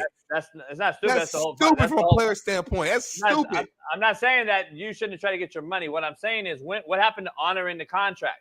In any other world, you're fired or you're cut. Like, we've allowed this to go. Jamar Chase is in his 5th year under another contract. He has another year. Why is he now being able to hold out, sit out, not practice, and then you guys like you defend him? Because this is the time to do it. Because if you don't do it now, what happens is it's two sides to it. The team actually wants to pay you before your last year ends, contrary to belief. Because if Jamar goes out here and balls out again, like he's done every single year of his career, and now he's a free agent because his contract is up, now any team in the league can throw whatever they want to throw at him. And now it's the Bengals competing with all the other 31 other teams across the league about trying to get Jamar Chase on their squad. They don't want that. So Jamar knows that. His agent knows that. He's like, okay, I got the numbers. I have everything to back this thing up. The time to get the money is right now. It's just business 101 in NFL. That's all it is. When you get to you're getting to your last year of your contract, that's when you negotiate. Micah Parsons, after this season ends, he's going to do the same thing going into next year. You go into your last year, this is what happens. Most big-time superstars don't even have to get to their last year before the team, like, you know what? We're about to pay you this money. Because they believe in you. That's what it is. But when the teams are slow playing it, the players have to do this to gain leverage. And if the team decides not to play you, okay, cool. Or not to pay you, cool. I'm going to eventually go out here and play. Because like you said, I got a year on my contract. Go out here and play this last year. Boom. And then when I ball out, I'm hitting the market. I'm not staying here. Now I'm gone. So teams, if you're a real big-time player, teams don't want to do it. They don't want you to leave. So you put them in this position where they're like, fuck, all right, we got to pay them. It's just business. That's all it is. Y'all ain't never made no money in y'all life before. You doing anything? Like, come on. Yeah, I mean, listen. Y'all the type to just take whatever somebody give you and just take whatever money and just be happy. I've done that before and I've learned from my mistakes. That's not happening no more. It's clearly it's an age thing. It's an age thing. It's a money thing. Nah, it's an age thing because we've already had the money thing. By the way, there's been life before you, Smitty, at 30. Just throwing it out there. I don't know if you realize that. There's been guys that have before me too. Like the largest signing bonus ever was Troy Aikman. He had $50 million signing bonus back in '92 or something. And then Deion Sanders got a $49 million signing bonus on the same Cowboy team. I remember when that was like unprecedented numbers. That was just signing bonus, not the salary. The salaries weren't even close to what they are. But relatively speaking, it is. Due to inflation, economy, etc., the money they made then was what this is now. And they played like there is it's an age thing. Just call it what it is. And by the way, before you move on, because you made a comment earlier when I brought up Emmitt Smith, you said he practiced and then stopped the first game. Emmitt Smith, I just fact checked. He missed the entire 1993 training camp. By the way, and he missed the first 2 games, and then they went ahead and paid him. So the Cowboys start off 0-2. So that happened. So and if you do some deep diving, it's a lot of old school players who set out for contract negotiations. I'm talking about back to the 80s. back to the 80s. John Hey, break down. Bo Jackson in 86. So I just want to throw that out there. It's not just a generation thing. These guys are smart businessmen and they want to make their money. So that's all I got. I'm done. Eric Dickerson in 85. Eric Dickerson. So I'm done. I'm done. But if you rewind what I started the show off, I said that. I didn't say this was the first time sitting out, by the way. Go rewind what the fuck I said. So don't act like I didn't say that. What I'm saying is, no. Hold on, homie. Since you want to be a smart ass, hold up, homie. Go ahead. First of all, what I said was that these guys are under contract and still bitching and moaning and missing games. Go look at Emmitt Smith's contract, homie, and now read it back to me now, smart guy. What contract was it, expired or not? I didn't say I was a smart guy. Oh, no. Hold up, though. A quick Google search. No. Your Google search. That's what you do with this other shit, too. A quick Google search. That's all it takes. Hold on, though. Was his expired or not? I don't know. Hold on, though. You didn't answer the question, Google, homie. I don't. Let's look it up. Let's look it up. I'm asking you a question, though. Was Jordan Love's expired? No. Is Jamar Chase's expired? No. That's the fucking difference. That is why I said it is an age thing, Mr. Google. That's why y'all young generational motherfuckers don't want to really look at brass tacks. Why are you getting mad because I'm doing research? Mad. I'm telling you the truth. You getting mad because I'm doing research. No, I'm not. If I don't know the answer, and I'm not sure if what you're saying is true, I'm gonna go do my research. Like you always tell me to do my research. Why now? I didn't speak on facts, JB. I want to speak on opinions and lies. Why now are you doing research to prove me wrong? But you didn't do no fucking research to show me that I was right earlier. Because I'm not defending you. My job ain't to defend you. My job is to defend. My job is to defend my take and my point of view. That's my point. Why you didn't do no research on your what I'm saying? What are you talking about? Why you didn't do no research on your take? Why would I defend you? It makes zero sense. That's my point. Why didn't you do no research on some of your takes earlier is my point. But you want to do it now to prove me wrong. No. I did do research on my take, but I don't know what you're going to say in your rebuttal. So I do my research prior to our show. But then once you talk and you say something that I didn't think about, I'm like, hold on. That don't sound right. Let me see let me fact check JB. I'm like, oh shit, JB's actually wrong. This shit's been going on since the 80s. I present the new information to the show to keep the credibility of our show, and then we move on. Don't get offended, homie. If I say something wrong, you go do the research, you check me. I do the same shit. That's what we're supposed to do. We don't go here and say stuff and then ain't nobody offended, homie. Ain't nobody offended. I'm telling you, you bring up Emmitt Smith, who we already said out games months ago. That's a long list. That's the popular name, though. We got Eric Dickerson, John Riggins. I can throw all types of people out here. John Hanna in the 70s. Like, this been going on, is all I'm saying. No shit. But are their contracts expired or do they still have another year? I have to look into it. Okay, but my point is that. But hold on, if it's expired, they gotta have another year because if it was expired, then how the fuck am I still playing with you if I have no contract? You understand what I'm saying? Like, if my contract expired, I'm not even on the team then. Smitty, it's a term. It's called expiring contract. It means after this next season, I'm out. Right. Jamar Chase is not on an expiring contract. He's on a 5th-year deal. He has another year. They could do this actually next summer for Jamar Chase. They could have did this next summer for Jordan Love. This is my point. Years ago, when these guys you're mentioning, that means they were on their expiring deal. That was it. This was their last deal. This is another situation. We've allowed these new generational my whole point of this whole thing was it's an age gap issue. I would have played and honored my contract. You're saying get your money now. That's why I'm saying it's a different age generational topic. That's all I brought up. So I didn't say, I started the show off, by the way, saying this has happened before. I get contract disputes, but the difference of what the manner is now versus then is clear night and day. So just for clarity, so if Jamar Chase played this year, didn't do none of this, and then next year did all this, you be cool with it? Yes, it's expiring. All right. I'm gonna take note of that. But I've been saying that. No, it's cool. All right, I got you. I'm gonna just take a mental note because if in the event that a player waits till their expiring year and they sit out, they miss games, I just want to make sure that I remember you saying that you're okay with that in that situation. I want to make sure that it doesn't switch down the road. You don't have a rant, call somebody a pussy. Let me ask you something. You, I guarantee, defended Roquan Smith. I guarantee it. Of course. It worked out for him, too. He had a contract, though. He was under contract, and he demanded a trade from his team, the Chicago Bears, to go to the Ravens. This would have never happened back in the day. Never could have happened. Never should have happened. Never would have happened. But your age group defends it, enables it, and it accepts it. That's what it is. He's with the Baltimore Ravens. He's happy. This is why we are where we are, in my opinion. That's why I say, Smitty, nothing more than it's an age gap thing. There's no real. I disagree with that. There's no real argument. There's no real argument. It's just a matter of you now have allowed guys to demand trades because of the fact that I bring up all the time. High school kids, college kids can go to 4 different places and then get money at those places and NIL deals and expect them to go to the NFL now and do the same thing. And now the NFL GMs and administrators have allowed it. And it's creating a watered-down product. That's the whole big old picture that I'm trying to bring up here. That's all I'm saying. But that just keeps getting dismissed for some reason. So that's why I say it's an age thing.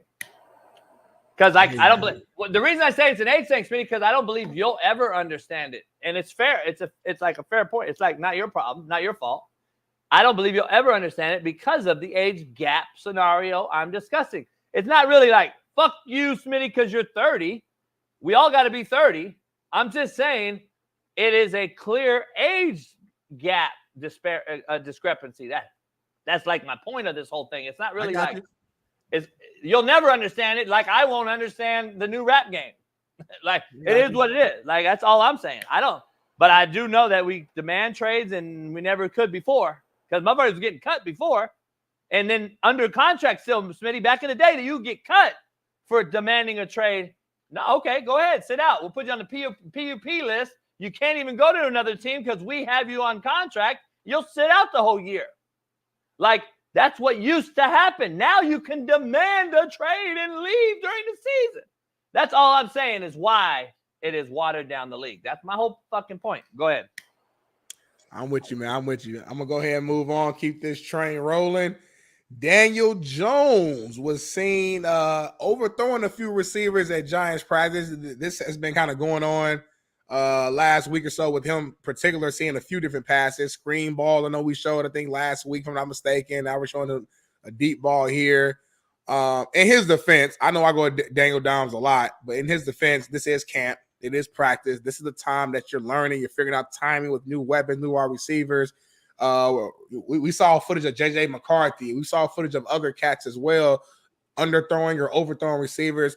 Listen, anybody who's played football, coached football, any level, but especially at the collegiate or pro level, you know at camp, especially early on, which side of the ball typically wins at practice early on? The defense. Why? We're flying around, a little bit more simple for us to go out there, get in the base, cover 2, cover 3 defense, go out there, gap responsibility, kind of lock in. It's a little easier thing. So let's learn, fly around, make plays. Where offense is so much, is new systems, new offensive coordinators. There's new wide receivers, obviously, with neighbors there. So timing-wise, him and Daniel Jones haven't really figured that thing out yet.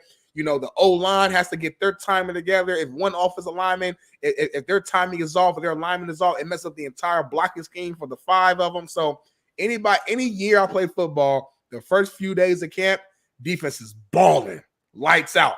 And then eventually the offense starts to get the hang of it. And then one of those days comes out and offense is eating. You're like, damn, what the hell happened? And now we're rolling. So again, these are just clips and moments. I'm sure if we wanted to, we could find great moments of him throwing great balls at practice as well. So as much as I'm on Daniel Jones and saying he's not that good, which I still believe he's not all that, I'm not going to use this against him and to use this as a measurement to say this guy's going to have a horrible season. He's a bad quarterback. That's not fair. And I gotta keep the same energy with everybody. Yeah, I'm glad you brought that point up because a lot of cats out there that never played don't realize that defense, see ball, hit ball early on. Offense has to put in protections and slides, and I got to go to this, I got to go to that front, I got to move this, I got to. It's so many things with offenses that compared to defense. Defense can line up in one front and have dudes, and actually just they don't give a fuck what offense they see. They can go see ball, hit ball. Offense, they got to adjust to your front. They got to make a formation adjustment. They got to mold. it's light and day. Defense is ahead of offense always, and it is what it is. So that's all I'm saying. That's all we're gonna say. A quick one, a short one.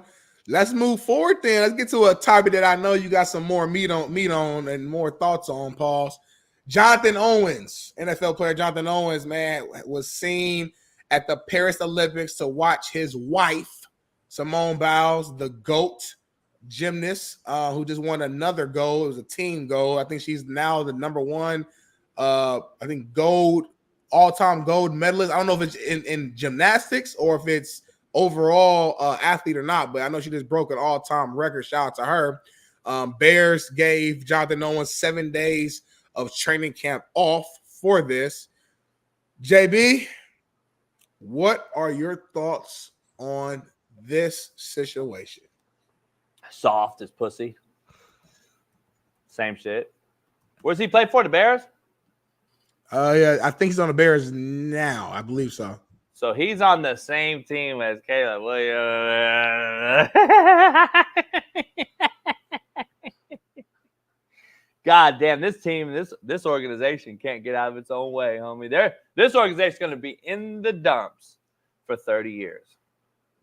Like, it's not going anywhere. Are they married? Let me just ask that question first before I know how to go with this take. Yeah, I believe so. Not boyfriend, I hope. I'm pretty sure they're married. I think they're married. I'm pretty sure they're married.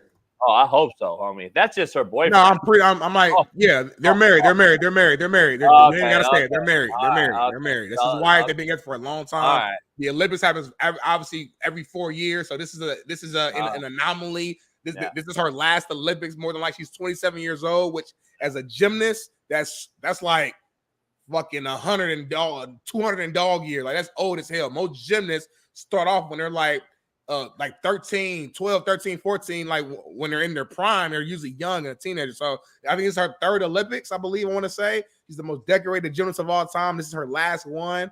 So again, this being like a rare situation, they say, you know what, Jonathan Owens is a veteran guy. He's been a good player for years, you know, in the NFL in general. Let's go ahead and grant him this week off because this is a situation. There's certain things in life to me, and we are, it's kind of similar a little bit to last year. We had the whole discussion about I know where you're going, but I'm gonna make that point against you. So Rudy Gobert missed the playoff game to go see the birthday of his kid. And I know we were on different sides of that, but it's certain things in life that happens in your personal life to where it's like, I get the whole you got a job, you got to be there. I get it, but it's certain situations where me personally, I give them a pass for either decision they make. If he would have decided to stay at camp, I respect that. If he goes to go watch his wife, who's an all-timer, who's the Michael Jordan of her stuff, who's the Tom Brady of her sport, go participate in her last Olympics, I respect that. If your baby's being born, you want to go watch your baby be born with your wife, I respect that. If you want to play in the playoff game, I respect that. There's certain things where it's like, I don't really think it's soft. It's just a matter of whatever decision worked for you. You know what I'm saying? That's just my opinion. It's crazy that people are already coming at me because of the Rudy take that I had about missing that shit. He could have got on a PJ, made that game, by the way. But you'll give this guy a pass, but not Rudy Gobert for having a baby. That's the crazy part. Not the chat. Oh, the chat. That's the problem I'm already seeing. I'm going to see on social media. They'll come at me because I'm the old man on the porch yelling at the clouds. And this is my whole fucking point with you and this generational gap being so far apart. It's not a you problem, me problem. It is a generational gap of ideology and philosophy and mindset. That's all I'm saying, homie. We're never going to agree on this because there's no way in the world that I would have missed practice with my teammates for my wife's job. I'm sorry. It's just not what it would have been. There's no way in the world that I would have missed, or there's no way in the world that I'm going to Ronnie Lott or Lawrence Taylor would have missed for their wife's job. It wasn't going to happen. And that's why my point continues to be, it's not a knock on y'all generation. It's just the truth. The truth is the generations are just far apart, and it is what it is. I'm not missing my obligation that I promised my brothers I'd be there for for my wife's job. My wife has a job, and then I have a job. It is what it is. It's not a knock. I mean, I'm not knocking you. I'm just telling you that's just a gap change in generations. That's all it is. It's just a generational difference, and we're always going to disagree on it. I don't think you can be right or wrong. Like, it's period. Like, I'm not missing to go see my wife's job. I'm sorry, because that's my passion and job. Sorry. Shit happens, Smitty. Shit happens. I can't be at my kids' play some days because I have a big time business meeting to get our family a big check. Like, I'm just saying, there's certain things that you cannot sacrifice to do when you get to be a certain age. That's just the difference. I just feel like the team excused it. Like, it's not like he's missing. It's not like he's being fined or like something. He's talked to his boss. It's like me. Like, I've missed work days at Fox, put in PTO to go to some of my homies' weddings that I was in. I was a groomsman in. Am I wrong for using my PTO to go to a wedding? To me, it's the same type of situation. Like, that's all it is. And then too, like, if he was a rookie, I might feel different. This guy's a vet. He'd have been in so many training camps, man. Like, and you and I both know a lot of guys, but I know a lot of NFL guys who are like vets who are like, man, for example, Sheldon, he's not in any training camp right now.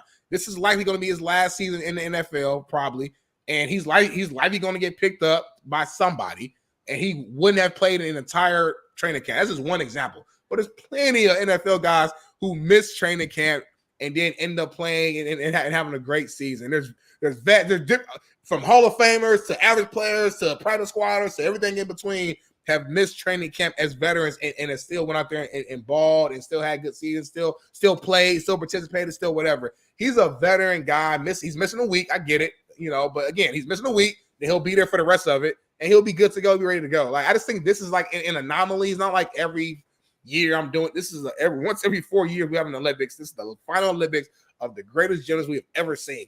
And I get, like, it might not be no gymnastic fans here. I'm not saying I'm a big gymnastic fan, but she's an outlier. She's like when Michael Phelps was swimming, we all watched swimming. And it didn't, like, that's how great she is. You know what I'm saying? So there are outliers in different sports that are so great where it's like, it's literally we're watching history. So yeah, I don't think they you guys understand listen. that, and they gave that to him. So I don't think you listen. Like, you guys don't really listen. Your generation, there's a real argument to be had that you don't listen. Y'all just hear. Y'all hear, and then you just talk about it, and then have your own excuses made up already.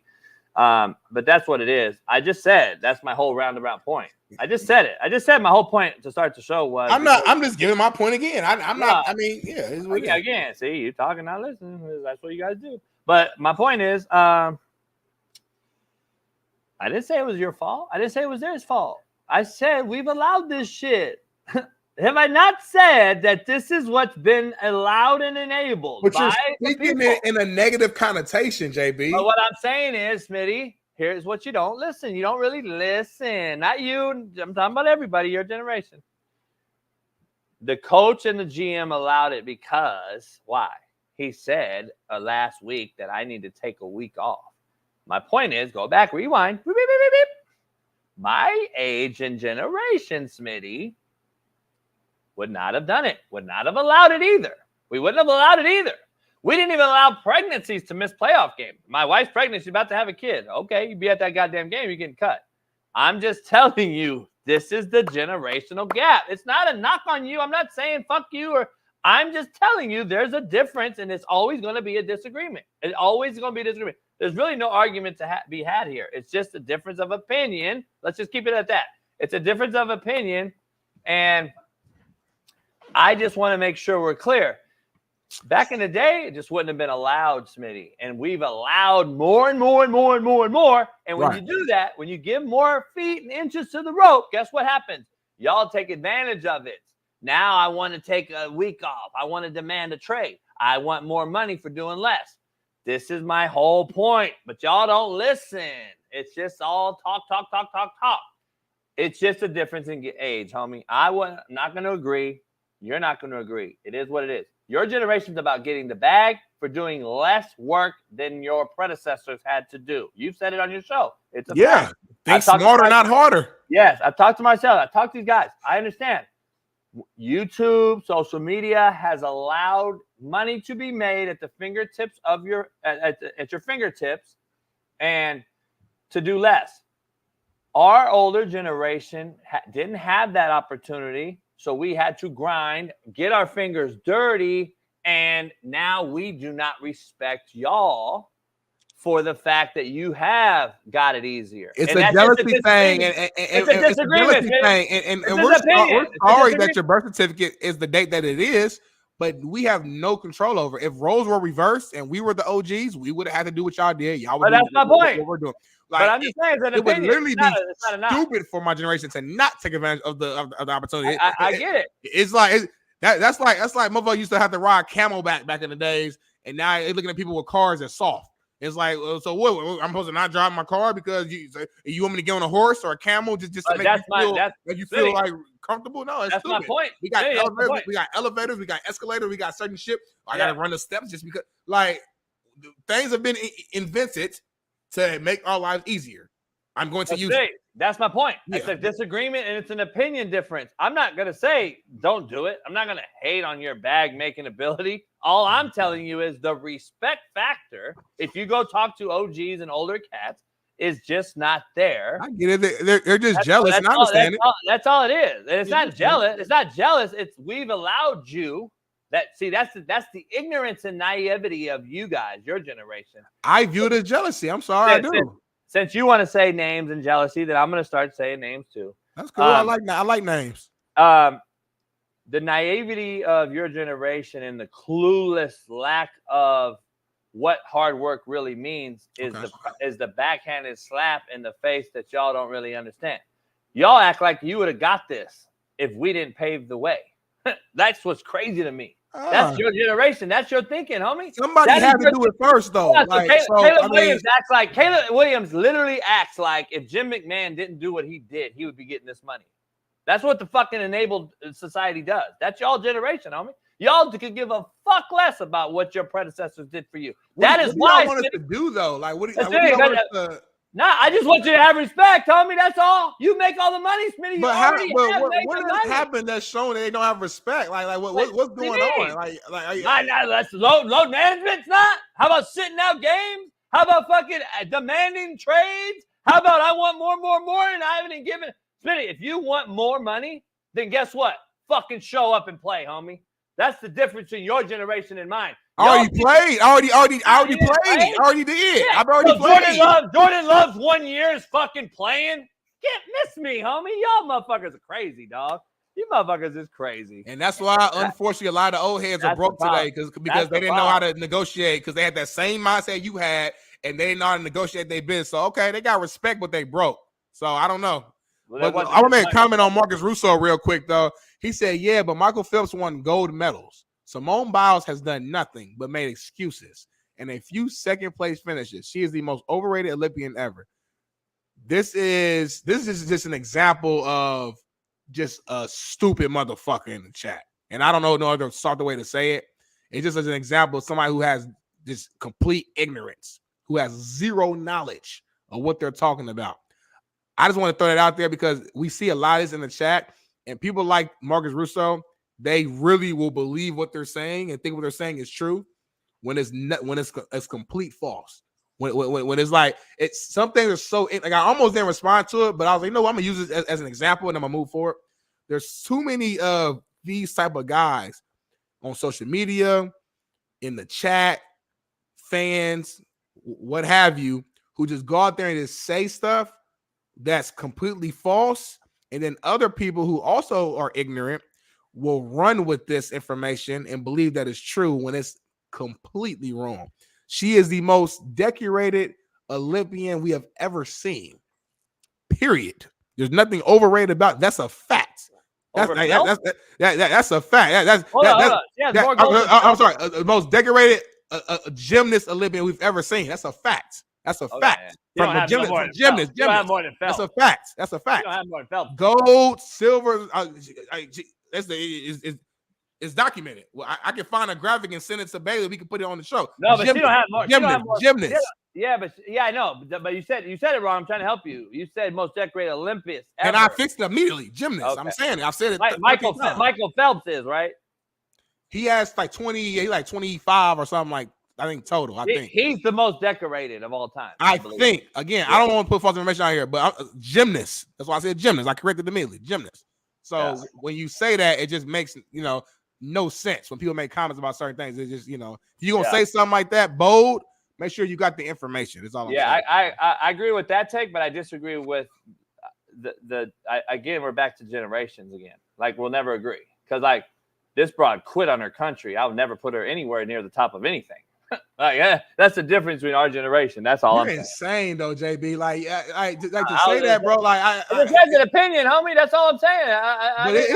It's like a wild opinion. Like not really. All the gold she done brought to us, all the success. Like she had one hiccup in the Olympics. One hiccup, and it wasn't no quit. She was fucked up. Whatever you want to call it. You can agree, you can disagree or whatever. I think she's earned enough leverage. To earn enough respect and winning to be like, hey y'all, I'm sorry, like mentally, I'm fucked up right now. Like it ain't like she's some rookie. Like at that point in her career, it's she crazy already retired. Prior to that point, she was already the GOAT. At it's that crazy. point, I wish Michael Jordan. I wish Michael Jordan would. Michael Jordan did retire for 2 years. He did actually. I wish he would. You want to be nitpicky? You want to use that? Like but his team said he quit on us in the middle of his career. But like, come on, bro. Like, I'm talking about the game that I wish he would have quit the flu game that he was sick in the finals. I wish Kobe wouldn't have shot those free throws when he blew his Achilles. I just wish that I would have saw those guys use mental health to write a book. Literally a couple days later, it's crazy. She quit on her country, claimed mental health, and then wrote on her country. She wrote a best-selling book though, and then she had no mental health. I can't even argue with it. Hey, but then she had no mental health, Smitty. She had no more mental health when she wrote that book. I don't even think she put whatever the term was she used. It was mental health. She had the twisties or whatever. I think it was called the twisties. I'm not a gymnast. Your ass definitely ain't no gymnast either. So let's stop speaking on shit that we don't know about. I know there's certain shit as a football player that certain we go through a practice to where I understand. We saw Anthony Davis get a stinger at the fucking basketball game last year, and he fell on the ground like we thought this motherfucker was dead. He broke his arm because he's not used to stingers. We as football players, we got a stinger every fucking day. So I'm saying there's certain things we can't speak on. If she said she got the fucking twisties because it's fucking as many spins and flips she do in the air and she was fucking dizzy, and it was detrimental to her health. She felt like to go out there and to continue. She went out there and tried to keep going, and she was fucking up and falling. She's like, all right, I got to get out of here before I hurt myself. That's what it was. And she came back and won more gold. So I just can't let you disrespect somebody who's an all-timer. Like that's like disrespecting Tom Brady, Jordan, Michael Phelps, Tiger Woods, Serena Williams. That's the level that she's on. And to disrespect her and try to be nitpicky is like, come on, bro. Like at some point, it's just disrespect. It ain't even got nothing to do with it. Saying she's a quitter and all that. Like, come on, bro. Like, I'm sure if I had film on audio, let me find the weakest point in your career. Let me find that moment. Like, or was JB fucking flawless? He ain't never did no soft shit in his life. Come on, bro. Stop it. You kill me with that, JB. Like you just the hardest motherfucker. You get mad. I don't feel pain. You get mad.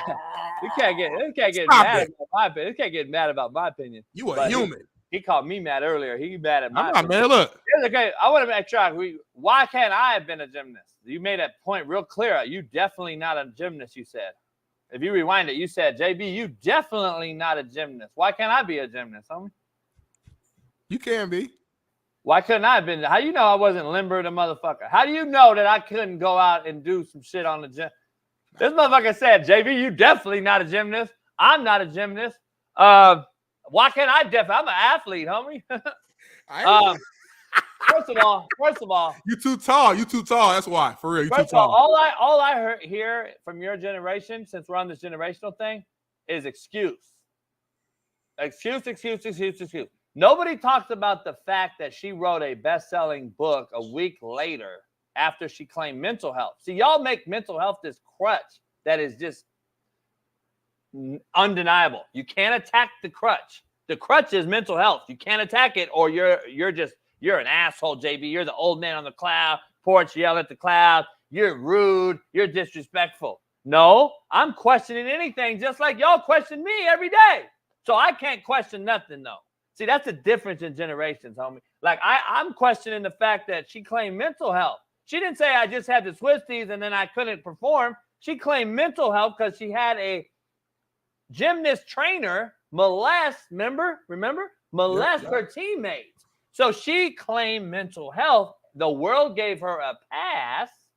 And then she wrote a best-selling book. Her mental health just disappeared over a week. And then she wrote a best-selling book. To me, it's a money grab. And I'm calling it like it is. And I'm questioning it.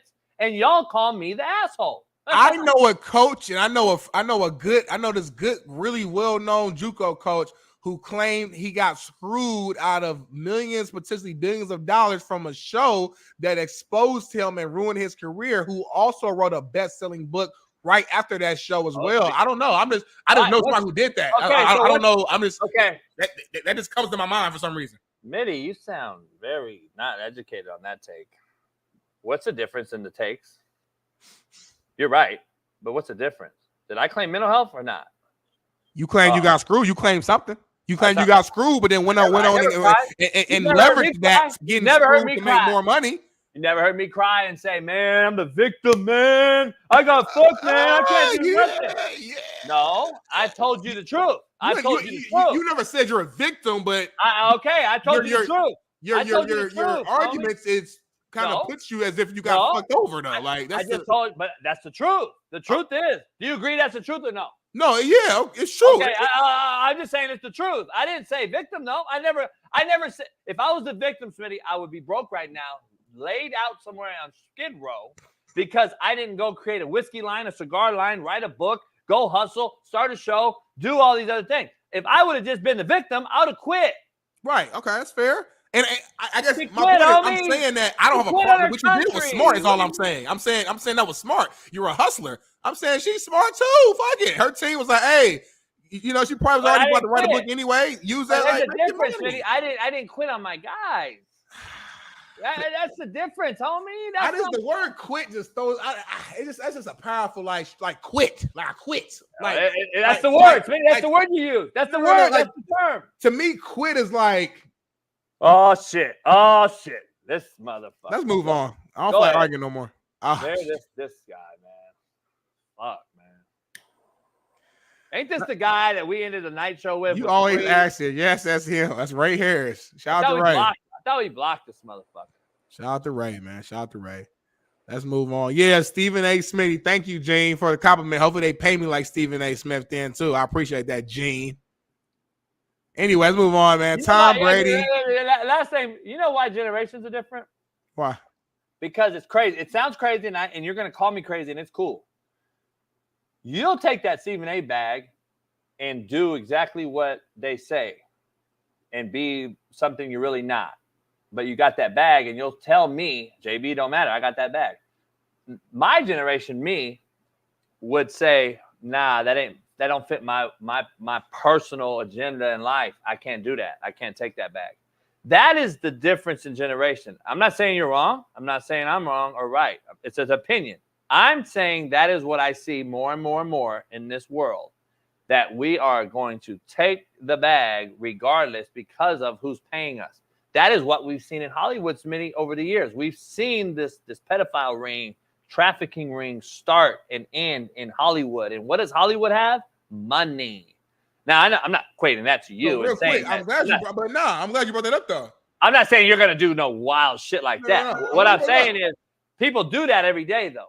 So, but you start off saying it was a generational thing and saying that's what my generation does. But then you fast forward. Then you said that's what they do in Hollywood. I'm saying that's the which they've been doing in Hollywood since the beginning of time, which means that's before my generation. No, I know, but I'm saying the age wasn't, though. They were still your age when they were doing it. Got you. I'm saying that this young person, they get groomed. They get groomed at 20 to 25 to 30. They get groomed. They sell out their soul. They become this guy. And now you got this old ass Epstein and this old ass weirdo fucks out here. Weinstein, right? Yeah. Yeah. Bill Cosby. All these motherfuckers. That's the thing. You know, all these different weirdos. That's the point I'm making. But go ahead. Let's move on. I hear you. I disagree, but I hear you. All right, moving on, man. Tom Brady versus Lamar Jackson, man. That shows the stats. We have this stat sheet over the first 5 years. I disagree with you still. I thought this was just intriguing. I thought it was interesting. I know me and Bailey had a little argument behind the scenes here, and let's take a look. I'm not saying anything at all. I'm just saying the stats on the stat. 86 games to 80 games. So this record is 58 and 19 and 0, 58 20 and 0. Completion percentage 61.9 for Brady, 64.5 for Lamar. Passing yards, Brady 18,035 yards, Lamar 15,887. Shout out to Tom Brady. What's that? Pass yards attempt per attempt. 7.1 Brady, 7.5 Lamar. Passing yards per game, 225.4, 184.7. Shout out to Tom Brady. Passing touchdowns at this point, 123 Tom Brady, 125 Lamar Jackson. Interceptions, 66 Tom Brady to 45 Lamar Jackson. So as you go down here, and the rushing yards, you don't want to even get that. Let's move past that. As you go through here, from a statistical standpoint, they're comparable amongst the passing stats and the regular season wins. Obviously, this goes without question. This is common sense. Anybody come out here and read and know what the next thing is. The playoffs and the Super Bowls is what matters. And that's what Tom Brady went out there and won. Now, if you want to make an argument or make excuses, Bailey, come in. Go and jump in, Bailey. Obviously, we know the Patriots had number one defenses. Tom Brady's first Super Bowl for sure. He wasn't that amazing. I think he would even say that. He made plays when he needed to make plays, but he wasn't that amazing. He had amazing defense. And shout out to Bill Belichick for putting together that defense. So there's other factors that goes into you winning championships other than just how you played as a quarterback. But Lamar Jackson has to perform better in the playoffs. We all know that. Go ahead, Bailey. I'll just say one thing, and this is all I'll really say on it. Football, especially college football in the NFL, is a result-oriented business. And so the stats, if the stats don't lead to success and results, then it don't really matter. But I hear your argument. I got a quick question, Bailey, because I agree with what you're saying. Like, everything can look cute and fancy, but if you're not winning, then what does it matter? So based upon your argument, the only time we will view a quarterback as having a good season moving forward is if their team won a Super Bowl that year. Is that fair to say? That's not what I said. But, I mean, we can sit here and say, yeah, Lamar is a hell of a player in the regular season, but what has he done in the playoffs? You know what I'm saying? I mean, you could argue Daniel Jones has horrible stats in the regular season, but he's won a playoff game.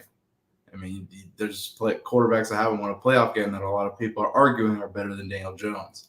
I believe yourself would say that AR5 you think is better than Daniel Jones. That's just my example. I don't know yet. But So for example, then Aaron Rodgers is a guy who's been to one Super Bowl. He went to one, he won one. He hasn't been back since. Aaron Rodgers is somebody who we all view, all three of us, I'm pretty sure, view as an all-time great, one of the best passers of football we have ever seen in our entire lives.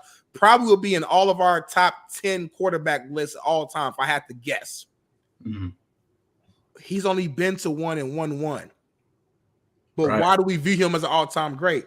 Because our eyes work, right? Because our eyes work and we see what we see. So although Lamar Jackson has not won yet, my eyes still work. And I see the greatness and I see that he has the ability to win one. Peyton Manning, and I'm not saying Lamar is Peyton Manning, I'm just giving you different examples of all-time greats who took a while before they won. Peyton Manning took him like 8 years before he finally got over the hump and won one. John Elway, if I'm not mistaken, please fact check me in the chat. I think it was 37 years old, I want to say, when he finally won his first Super Bowl. Before he won that first Super Bowl, if he would have just said, you know what, I tried, I had a hell of a career, if he would have hung up his cleats, we would have still looked at him as an all-time great because our eyes work. So all I'm saying is I get winning is a quarterback stat, and getting to Super Bowls is the ultimate goal. But we have to stop belittling everything else. Like the regular season still matters, y'all. Getting to an AFC Championship game still matters, y'all. There are still wins along the journey, even if you fall a little short. There's only 2 teams in the Super Bowl every single year. The rest of everybody else, they fell short of their team goal. There's still other good players on those teams. All I'm saying. I'm done. I hear you. You argue that Lamar. We just had a debate. How long was it that we were arguing? I mean, John Harbaugh said that Lamar will end up being the greatest quarterback of all time.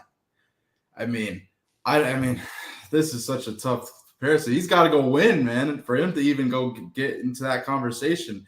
Personally, and you said you guys view Aaron Rodgers as an all-time great. Yeah, he's an all-time great, but there's a lot of all-time greats. I'm not putting him top 10 or top 20. I'm not putting him above people who've already won and have proven that on the field. That's kind of my thing. But yeah. So you got Eli Manning above Aaron Rodgers, then, right? You have to. How could you not? How he beat Tom Brady twice? How could you not? I'm done talking. There you have it. JB, jump in. I don't even want to really debate it. I can't talk. I can't say nothing. After my man just told me that he got Eli Manning, who I respect because I love the Manning family. But when you say Eli Manning is better than Aaron Rodgers, that's when I gotta just separate myself from the conversation. Why? I gotta stop talking at that point. Why? Look at the numbers, please. For real. When you get a chance, like during this break, whenever you hop off, for real, take like 5 minutes. So you just go off that. You're going off that. Look at the wins and losses. No, look at the wins and losses amongst their career. Look at the touchdown to interception ratio, which JB says is a very important stat to him as a quarterback. And then obviously you got the Super Bowl. So Eli won one more Super Bowl than Aaron Rodgers. So you're telling me that one more Super Bowl is the difference. That one more Super Bowl trumps everything else. Everything else. The winning seasons, the 4-time MVP, the all-pros, the passing yards, the passing touchdowns. Like, that's what I'm saying, y'all. Like, I think you guys are, and I love winning. Winning is the ultimate goal. We get that. But winning alone isn't the answer. There is literally no metric. Please find it. That tells me that Eli Manning is a better quarterback than Aaron Rodgers. I challenge you both to give me proof that anything that showed me that he's better than Aaron Rodgers. I challenge you both. I just want to drop a few names real quick, and this is why it's hard to talk to cats about QBs when it's just about stats. This is why I don't bring up stats too often. This is why Mahomes gets glorified for stats when really, if you look at the body of work and the actual film, people will never understand my takes on it. But Troy Brown, David Patton, Charles Johnson, old Joey Galloway, old Chad Johnson, a white Wes Welker. I'm just throwing it out there. Deion Branch, David Givens. Smitty don't even know who that is. By the way, those were Tom Brady's best wideouts besides 1 year borrow from Randy Moss. So I just want to be honest. Let's be honest. Let's keep it real. A 1 year baller. A 1 year borrow from Randy Moss. Gronkowski and Hernandez, tight ends. We're just talking wideouts right now. Okay. What do you mean? Oh, what are you talking about? We can go to tight ends too. Tight end come on now. They're still a weapon. I'm just talking wideouts though. We're gonna get to tight ends. By the way, Lamar's had one of the best NFL tight ends his whole career. So what are you talking about? Right. So I'm just talking wideouts. I take Lamar's wideouts every day that he's had in his career over Tom Brady's wideouts that he had in his first 5. We're talking 2000 to 2005. This is why I don't even want to discuss this, because for you to bring up these stats is a telltale sign. You're bringing up from 2000 to 2005 for Tom Brady, and yet you're bringing up the numbers to Lamar Jackson in a much easier era, much more pass-happy era. And I just want to bring in one thing. I'm going to end this conversation real quick, and you guys can have at it. Smitty, if Lamar hasn't won yet, he'll never win. He's not getting better in the pocket, and he's not going to be able to run forever. So make it make sense. You think this guy's going to continue to run around? He's getting slower, Smitty. He's getting walked down now if you haven't watched him lately. He lost weight this offseason because of that. I don't care. I don't care. You can keep making excuses. Bottom line is he can't pass. And he can't bet on that. Passer. Let's bet money on this. We've already bet on it, dog. No. Let's bet money on Lamar winning a Super Bowl. You act like Lamar's going to win a Super Bowl at 37 years old like Brady, homie. Get the fuck out of here. Let's just bet on it then. You're so confident. I'm not arguing with you. Let's bet on it. I bet you my house. All right, cool. Let's bet your house. I bet you my house. What are you going to give me? Let's bet what you want. The Malibu? Yep.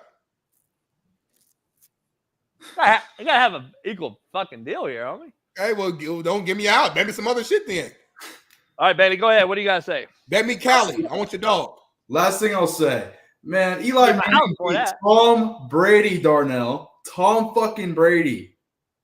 Does that not hold any weight? Aaron Rodgers is stuck on against the 49ers for years. It's not even an argument. That's what I'm saying. It's crazy to bring up these stats because stats are overwhelming. Stats are fucking joke. JB, hold on real quick because you haven't said nothing yet. I want some clarity because you're the quarterback guru. Do you agree with Bailey that Eli Manning is better than Aaron Rodgers? Please, yes or no? Please, just yes or no. No, I don't agree. He's better. All right. Well, I'm not saying talent-wise he's better, but I'm saying when you look at him stack to stack all time, great. You can't put Aaron Rodgers ahead of Eli Manning. You can't. I don't think one more Super Bowl. But Smitty, you also said hold on. So Eli Manning's better than Dan Marino. Why are you hesitating? Based upon your knowledge, he's better. You have to put him ahead. Yes. It's fucking crazy. Y'all are fucking insane. You're looking at him from a talent perspective. That's like so you're gonna say Lamar Jackson is better than Eli Manning, right? No. Who's my man? Who's my man for the fucking Ravens back in 2000? With Ray, say his name.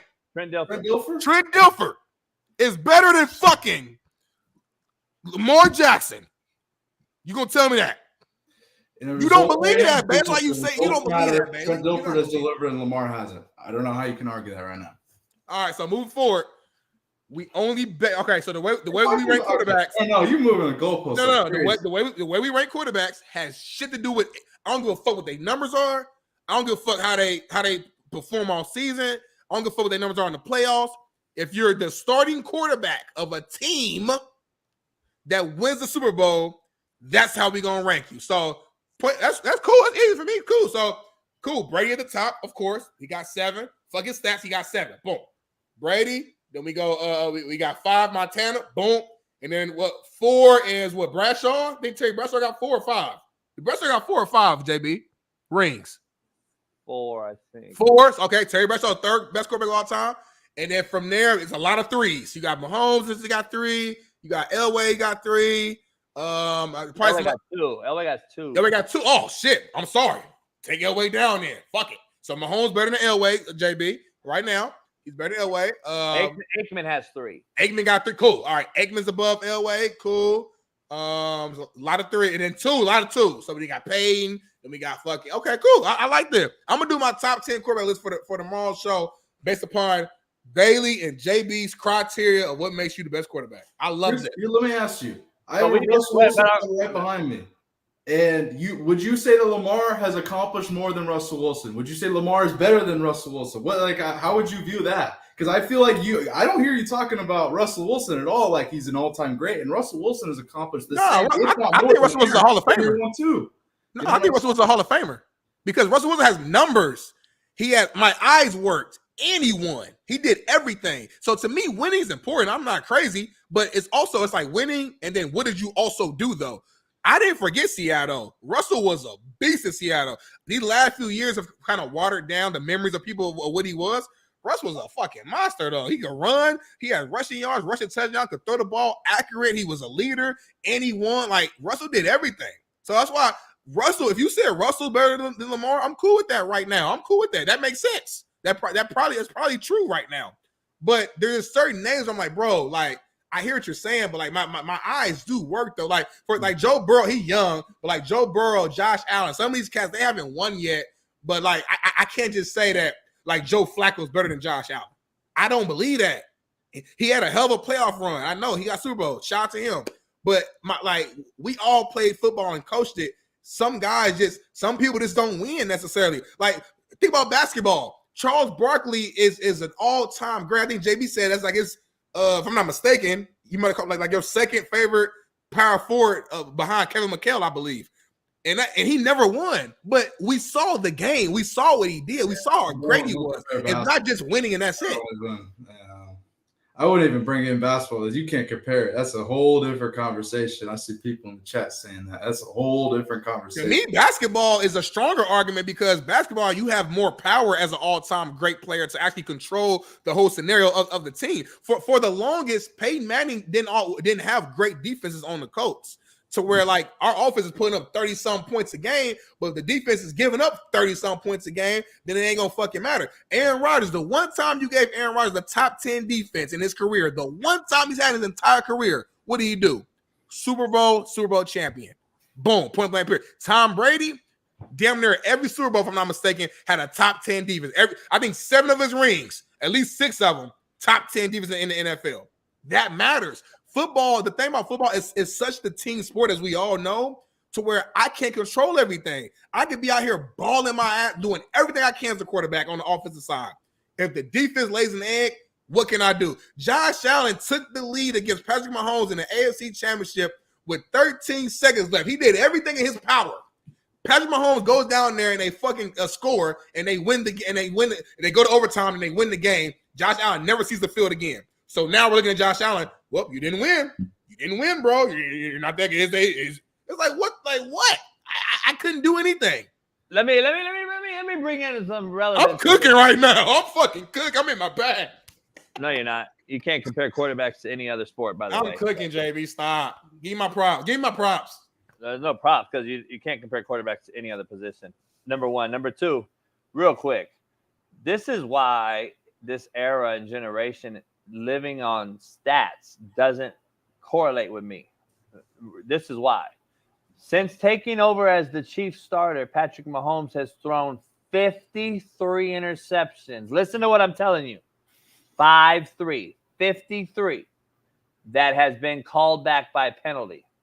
The next closest in that span is Josh Allen with 7.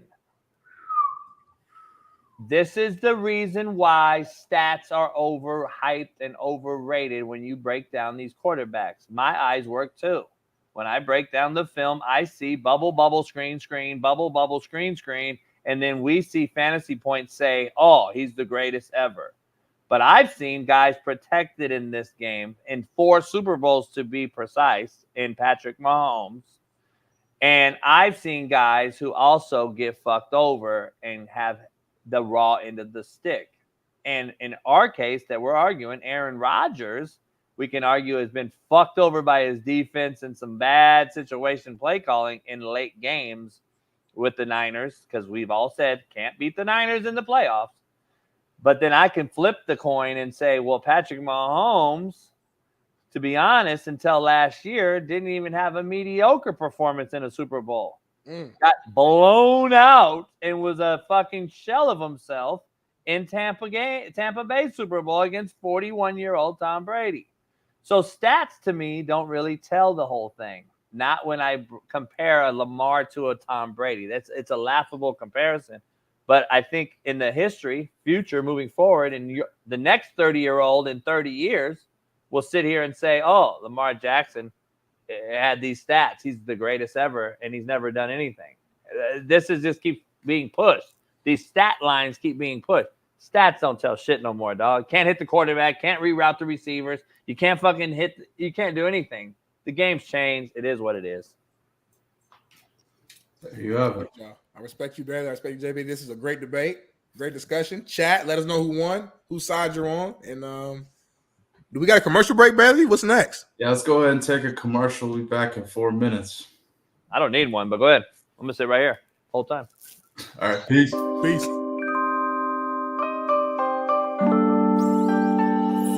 Rick George in Colorado news again. Rick George has come out. Colorado news, sweet. Hey, Rick George has come out in some Colorado news and said this. You just save all the Colorado shit for when I come on.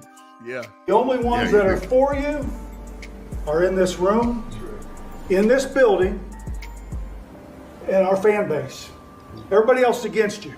Clean J's. You see all the naysayers out there. They got us 14th in Discipline wins right there. It's big as fuck. Look at that. the conference. Figure that. 14th in the conference. That's a sign of a lack of respect. But the only way you get that respect is you go out and earn it.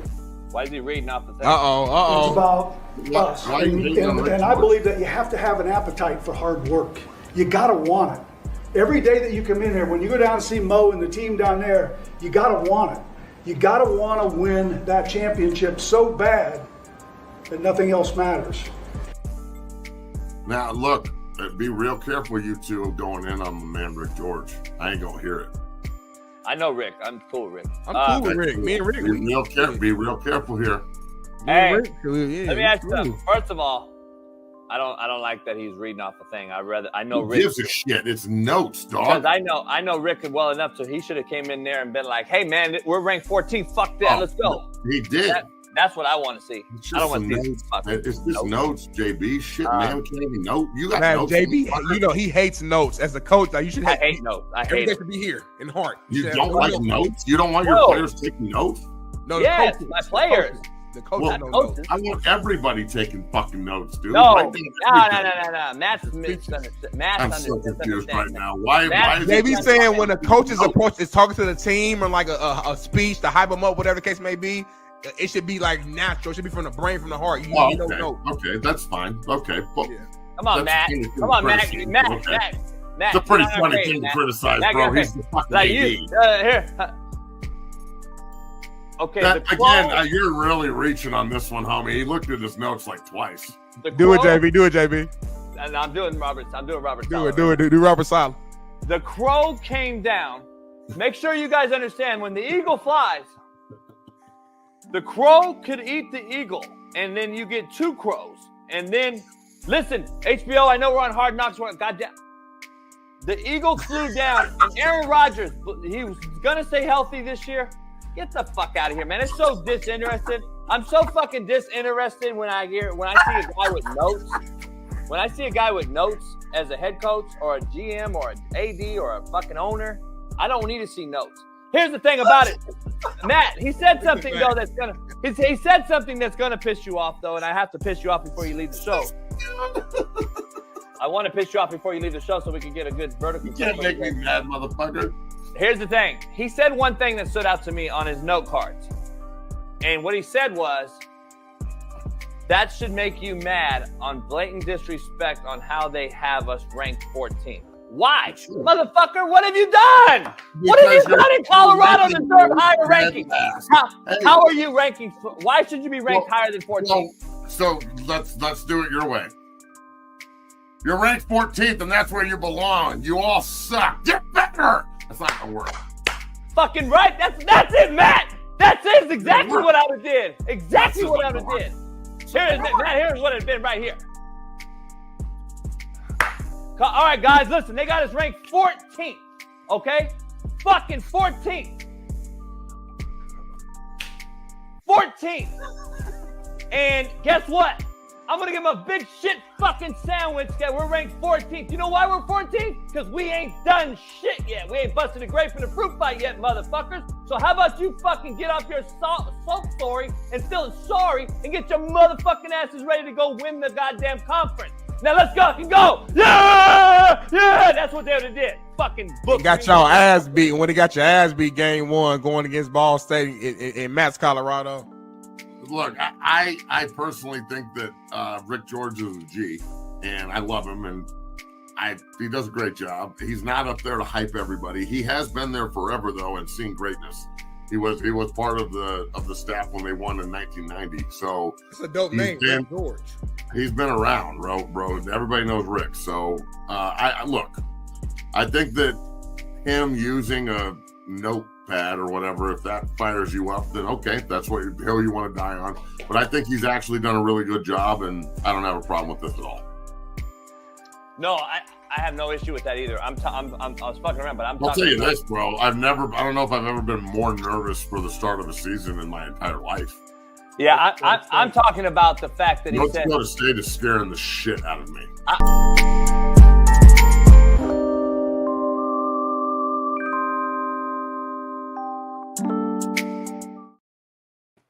Look. You got to turn the beat back on so I can freestyle, boy. I'm about to go crazy with that beat. Woo! JB, we've been arguing all show, man. I'm gonna spend these last 40 minutes. I'm just gonna talk to you. I'm gonna disagree with you. We're gonna discuss. We haven't argued. Not to me. I don't think it's an argument when one person wins all of them. Right, that's true. I have been winning all show, but it's just been a lot of just yelling back and forth. I'm gonna spend this last little 40 minutes just peaceful, going through topics. And with that being said, man, Ohio State wideout Emeka Egbuka from Washington, from I think Bailey's neck of the woods. How you say that, Bailey? Washington Stella Coombe High School? Yeah, Stella Coombe. Yeah. Stella Coombe High School. Thank you, Bailey. Talked about him returning to Ohio State because of NIL. Is there a video to go along with this? Let me see. Okay, there's a little quote right here. It has some implications as to why some of the guys decided to come back for their senior year, because the NFL is always going to be there. Very interesting, man, to say the least. This would have never happened when I was playing. But let me ask you this first, JB. Will players staying in college football longer for NIL money become a normal thing in your opinion? I don't know. It's soft pussy, though. Explain why. Just because it is. Add context to it. Like just saying it's soft pussy is something that anybody in the chat can say. Give me some Coach JB knowledge behind it. I don't want to. That's all I do. I just want to be like chat. I want to be like you. I just want to say it, just say shit, and then move on to the next topic. All right. The motherfucker soft. NIL soft. That's what it is. Period. Soft. Did they commit or not?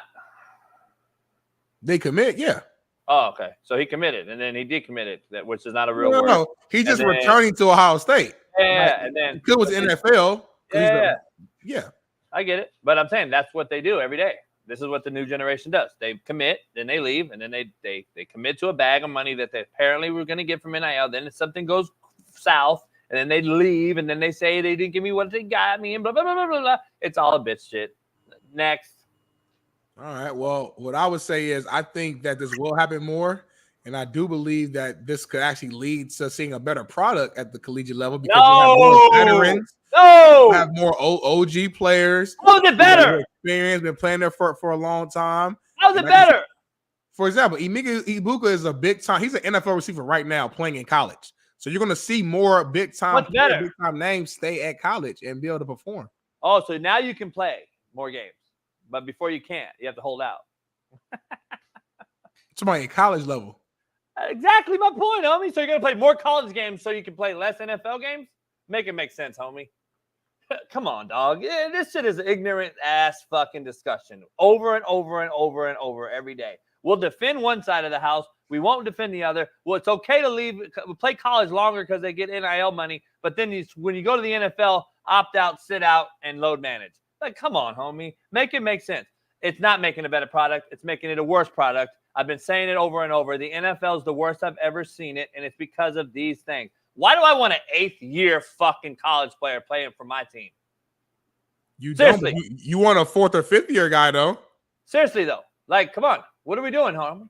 Like, we keep giving these fucking passes to these cats that go out, chase that money. Like, what are you talking about? Chase the money.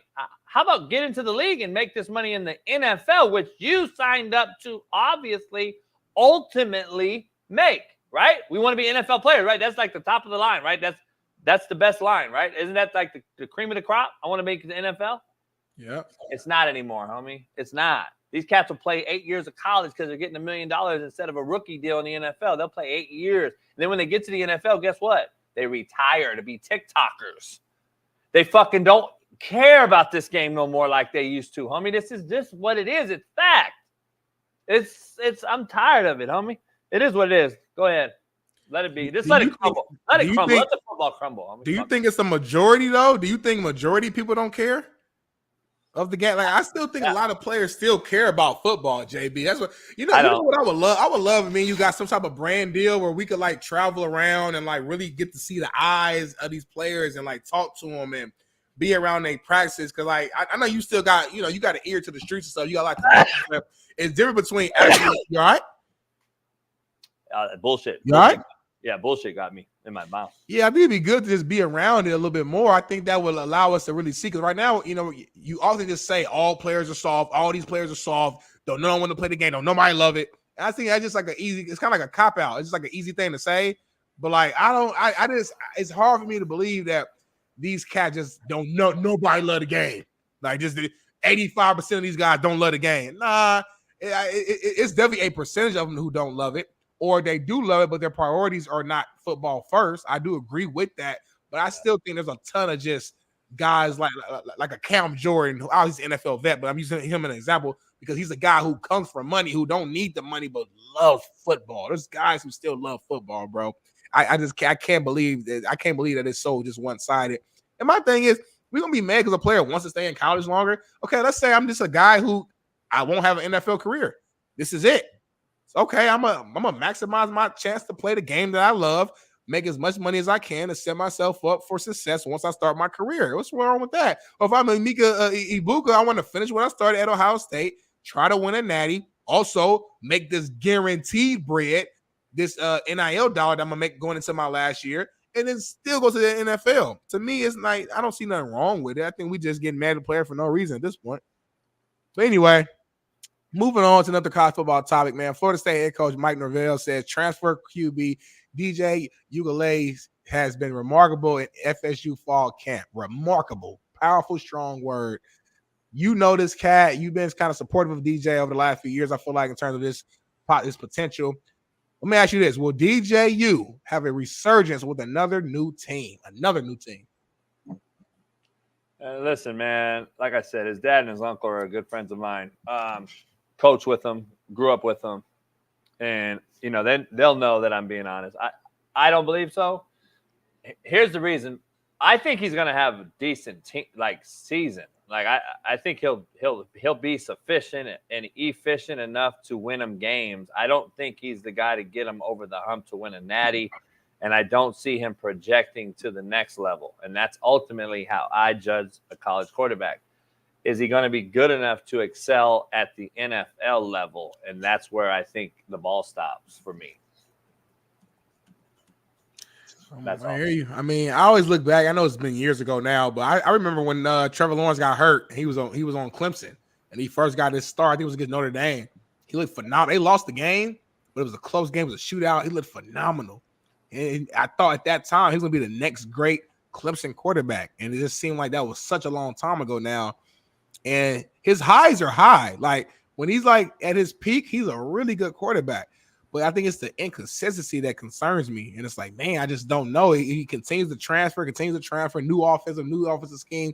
At some point, it's not about the transfer. It's not about the team. It's about you, the common denominator. So, I mean, I hope the best. I wish him the best. A lot of talent there at Florida State, obviously. So that I think that can help him out, just being around those talented cats. But at this point, I got to see it. All the talking and what he should, phenomenal or remarkable, whatever word you want to use.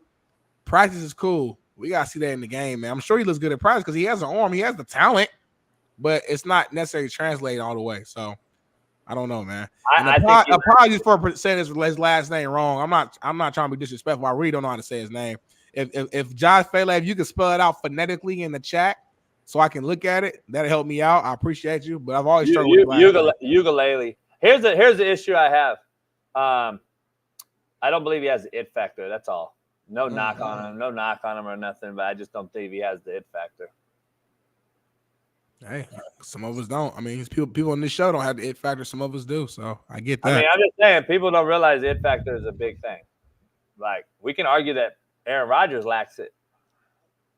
Well, he got Super Bowl ring, though, so.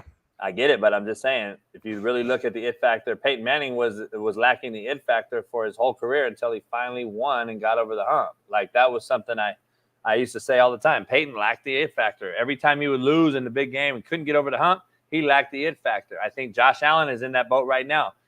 Is Joe Burrow there yet? I think injury is causing that to be delayed, at least that discussion. Josh Allen's discussion, he's played in the games. We can argue he's lacking the it factor right now. It's more prevalent than Joe Burrow, in my opinion, because Joe's missed too many damn games. But eventually, though, the injury bug will cause that to be a discussion. Hey, dog, it is what it is. You couldn't play. Like, we're gonna dismiss Joe Burrow pretty soon too in this discussion if he doesn't get over that hump. Josh Herbert, Trevor Lawrence. We have to start saying the real shit. Like, what's going on? Dak Prescott clearly lacks the it factor. Lamar Jackson. We're going to continue to go down this road until they prove us wrong. Like, that's just the true part of it. That's how I feel.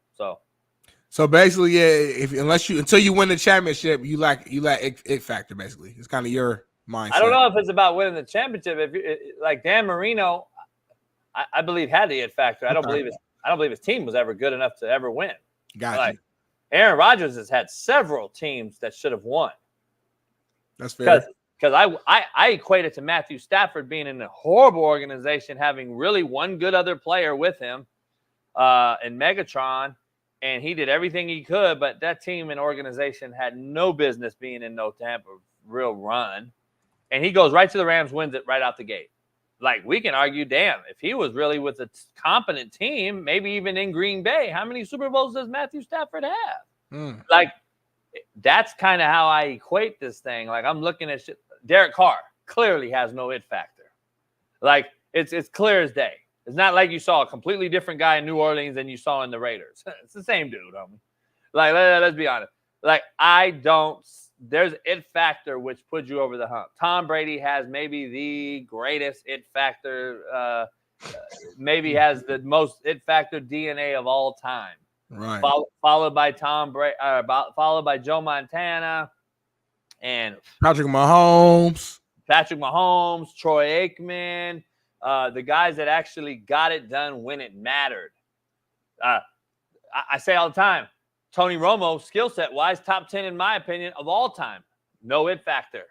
He fumbles a snap in the game to win a game.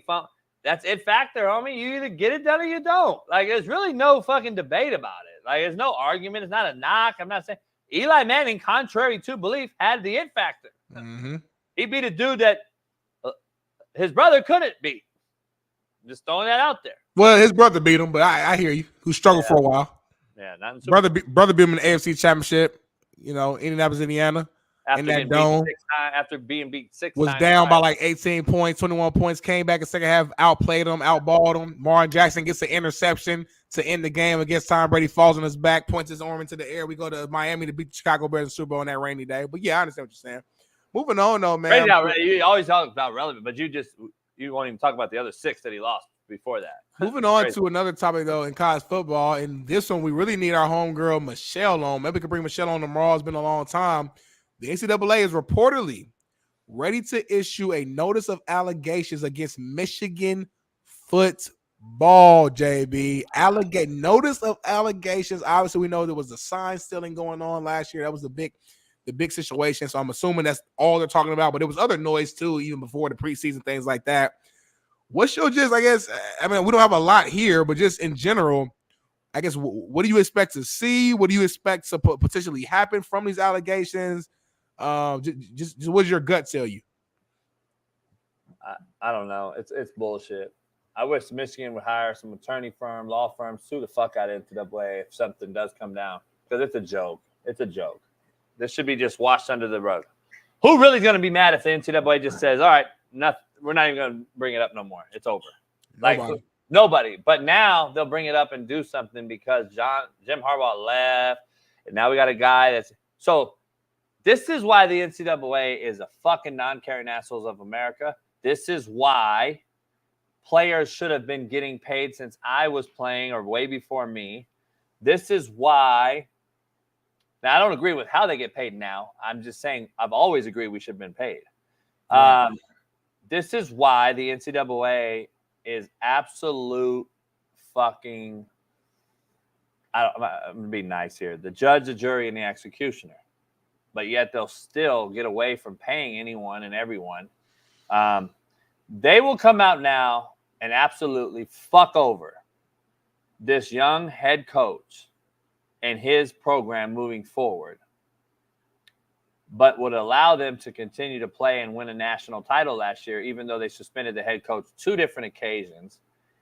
This head coach, Moore, who had to take the blunt of that and go through all that and win those games as an assistant and then get the head coaching job, now could be absolutely fucked moving forward. Because if the NCAA does some stupid ass shit and takes scholarships or takes NIL, does something, then this is over. It's a 1-year hitter quitter. Michigan will never be the same. They won't get the kids. Ohio State will beat them in kids. Penn State will beat them in kids. Michigan State will beat them in kids. And then they'll become irrelevant because what the NCAA either does or is about to do to this program for something this coach and these kids had nothing to do with. This is the NCAA in a nutshell. This is what they do. That's why Pete Carroll left. That's why Nick Saban's left. This is why this happens. No shit. I didn't know Moore was on staff. Jurgo. Didn't I just say that? Didn't I just say he was a fucking acting head coach twice? God damn, some of you are dumb. So that's the thing, dog.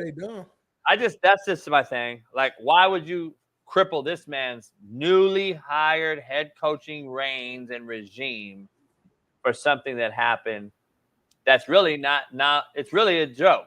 It's the NIL era, homie. Like, you still worried about motherfuckers buying plane tickets for bitches when you're taking fucking Archie Manning on a $200,000 weekend visit? Red carpet. This shit is stupid. You suspend Harbaugh for a hamburger? It's the hamburger? The hamburglar? Fucking stupid, man. Don't make no sense. Walking just hypocrites. Just don't make sense. They pick and choose what they deem is bad, what they deem is good. They can do what they want, but you do something a little outside the lines is a problem. It's BS. I couldn't agree with you more on this one. Like you said, Coach Moore should be able to have a clean slate. Shouldn't have to worry about this. Shouldn't get no games taken away from him or suspended for bowl season, because that's the type of stuff that I feel like could potentially happen, in the coming year or so. So we'll see. We'll love to have Michelle come on here to kind of give her take, as she knows all the legislation and how the law works with this type of stuff, especially when it has to do with her team, Michigan. So I don't know, man. But next up, man, we got Sonny Dykes adding Todd Graham and Dana Holgorsen to the TCU coaching staff. JB, big time moves here, big time moves. With these hires, man, these are both former college football head coaches being hired to the staff. Do you see there being any issues here, JB? Like you as a former head coach, I know I've talked to you kind of separately about your coaching career, and you've kind of made statements that you can't have too many alphas in the room. You know what I'm saying? Like, once you're an alpha and that's who you are, and you've been a head coach, it's kind of hard to kind of be, I guess, quote unquote, in an assistant type of role. How do you see that? How do you see this playing out? Do you see it being any issue, or you think this could actually work out for the benefit? Let me give you guys a little bit of a rundown on this first. Keep that up, Bailey, for me. Sonny Dykes, Todd Graham, Dana Holgorsen all grew up, came up, and coached together since they were young. They're all good old boy network guys. They're all boys. They're homies. And these are probably three of the tightly knitted guys that know each other in all of football. They're boys. Like, that's like their homies getting to kick it together and do what they love to do.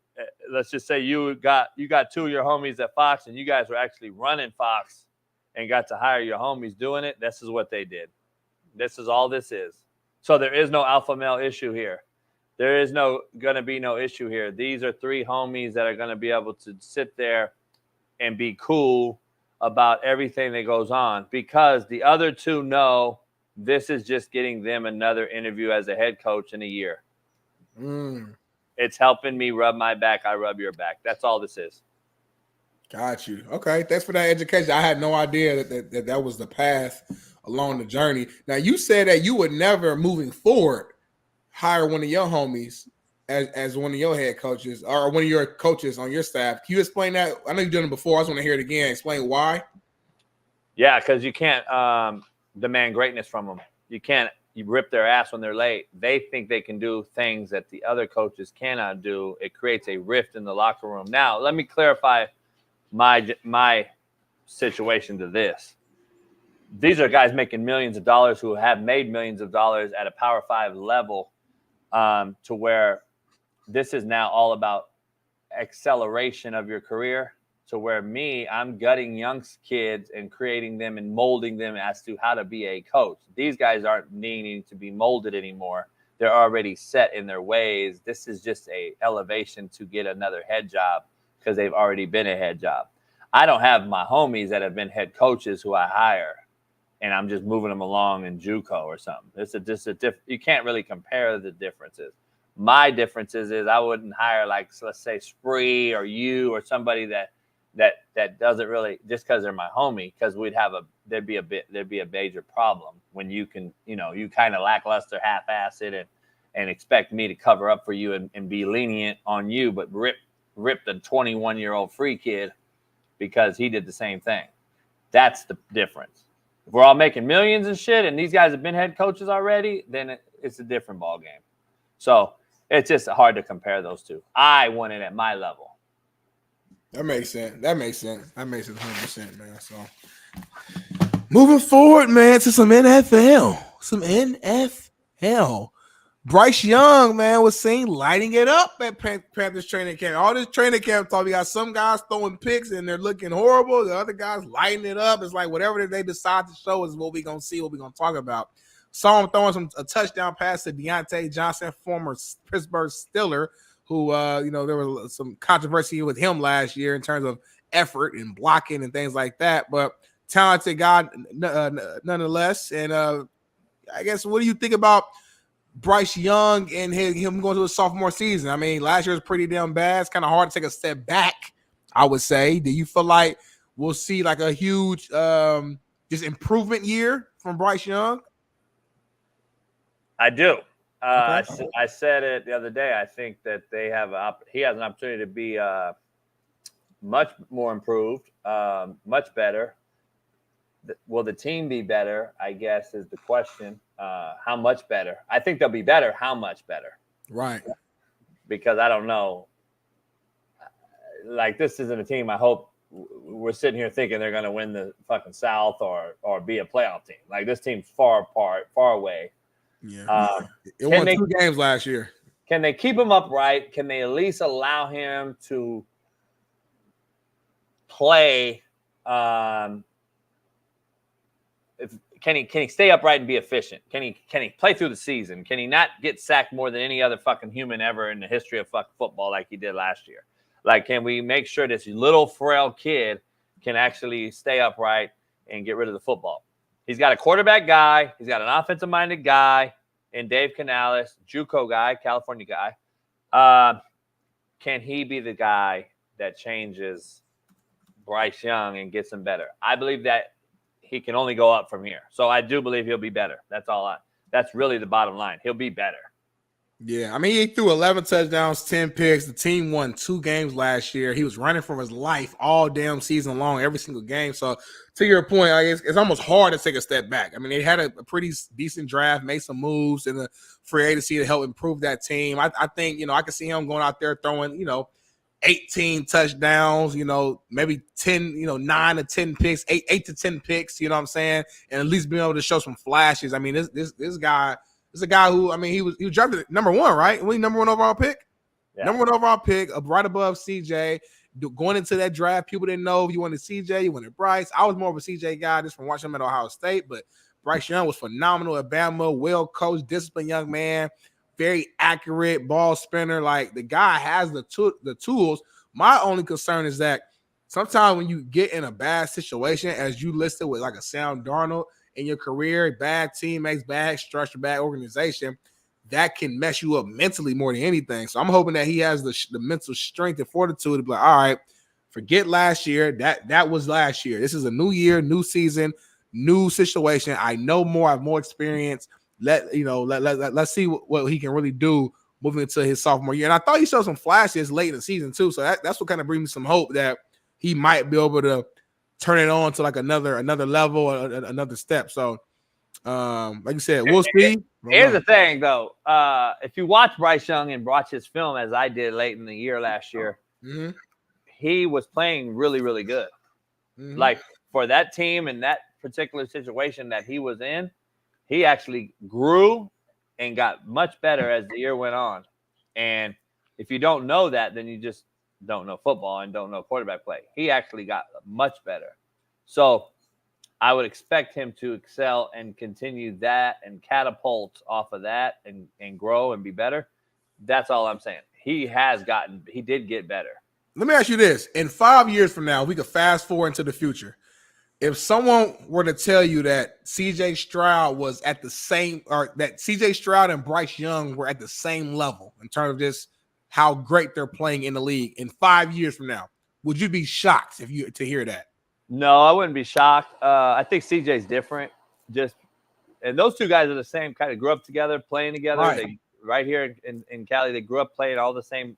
Always DJ too, DJ. Yeah.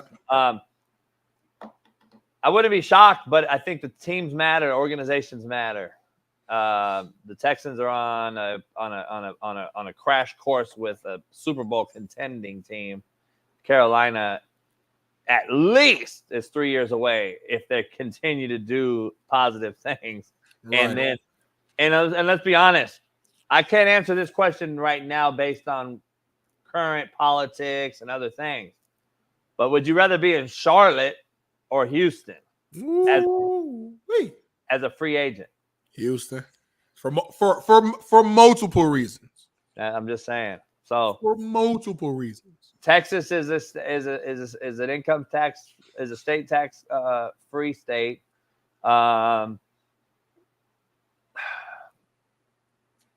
Charlotte is about as woke leftist as you can get. Do people really want to deal with that? Players don't care about that. They do when they have kids because you don't know what bathroom to go in. I don't know. It's tough. Moving on to one of our final topics here. We missed this a little earlier today, man. Obviously, the news came out yesterday. Bears extend wide receiver DJ Moore to a 4-year, $110 million extension. JB, man, how you feel about that? You got a problem with that? What's your issue? What's your thoughts on DJ Moore, who had a pretty damn good year last year, if I'm not mistaken, all things considered? Let me look at his numbers real quick. Obviously, he didn't have the quarterback that he necessarily wanted, but yeah, 1,364 yards, 8 touchdowns, and doing that with, Justin Fields, who we know struggled at the quarterback position. That says a lot. Now you got him with a guy who they believe who can sling that thing around and will be able to do that. Do you feel like, he's kind of earned that money? Do you think it was smart? Like, what's your take? Nah, I just pay everybody. Just pay everybody? Just pay everybody, dog. Fuck it. You don't care no more? You just at that point in life where you're like, you know what? It is what it is. It is what it is. Everybody gonna get paid, and we just got to deal with it. $82.6 million guaranteed, by the way, off the bat. Yeah, I'm tripping on how much money. Everybody got money, I guess. The owner got all his money, I guess. We've raised the salary cap like crazy. All the money in the world. They got the money. Fuck it. Pay everybody. 27, I think 27 and a half a year you making.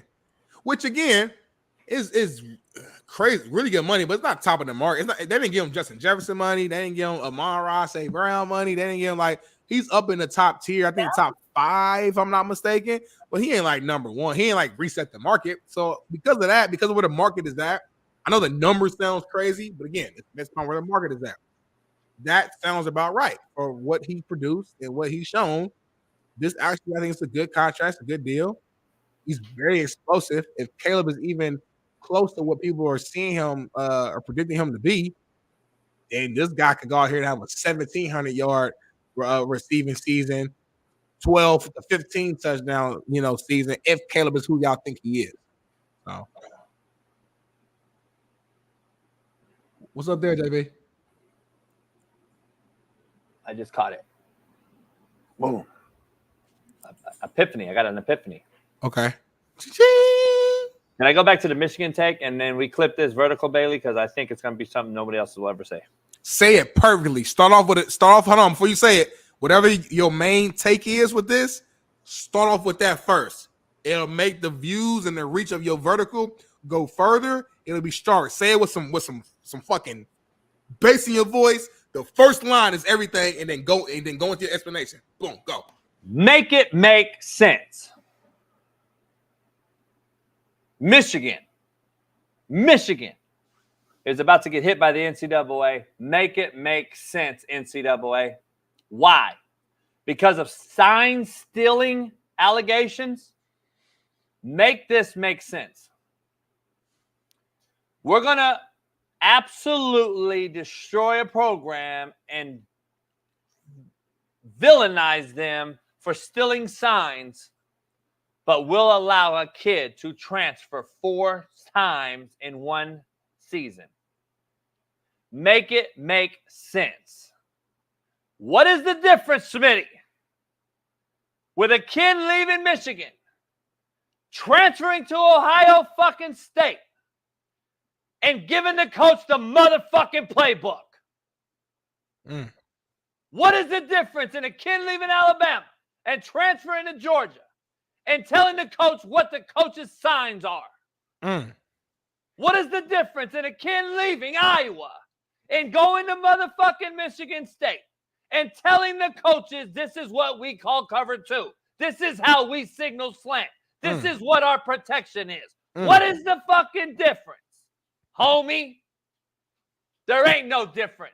It's a bullshit fucking take on the NCAA's fucking standards that they're so God mighty and all godly and they can't do wrong. And the NCAA, the non-caring assholes of America, will allow everyone to think their dick's bigger than yours. It's not. You allow kids to fucking go anywhere they want, and they're telling on their previous schools whether you know it, like it, or not. Stop. The kids are doing it, homie. There's no fucking difference. We've been doing this sign-stealing bullshit for fucking my entire life. It happens.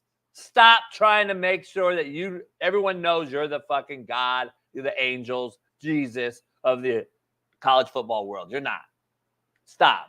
Players are taking the same playbooks, the same plays, and telling the coaches in games, hey, when the D coordinator does this, guess what that is? That's cloud. When they do this, guess what that is? That's cover 2. When they do this, guess what that is? Cover 3. What's the fucking difference, homie? Moving on. Go ahead. Make it make sense. Brought to you by Winnable. Go to Winnable right now and join to get all the picks from Coach JB and Big Smitty right now. www.winnable.com/slappicks. Become a member now before the prices increase during NFL season. Woo! Man, let's bring some hell yeah, hell nah to end this show off with the right way. It's been a long time, man. Hell yeah, hell nah brought to you by Prize Picks. Go to Prize Picks right now and make your money, man. Bet on the Olympic Games, competitions, and much, much more, man. Hell yeah or hell no, JB. The Oregon Ducks will win the Big Ten championship this year. Hell yeah, hell no. I'm going to go out and say hell yeah. Ooh, Dan Lanning. This is when Dan Lanning becomes the next level coach. And it's the moment. It has to be that. It has to be this year, in my opinion. This is also when Ryan Day gets the beginning of the push out begins. Because if they don't win it, I'm just saying, I mean, Ohio State is not, they're the Alabama of the North. You better win there. They keep winning games, but they don't win the game. Right. So again, quarterbacks should have that it factor, but so should coaches. So we shall see. That's a hot take right there. I'm gonna go in here and say hell no. I got Ohio State winning this year.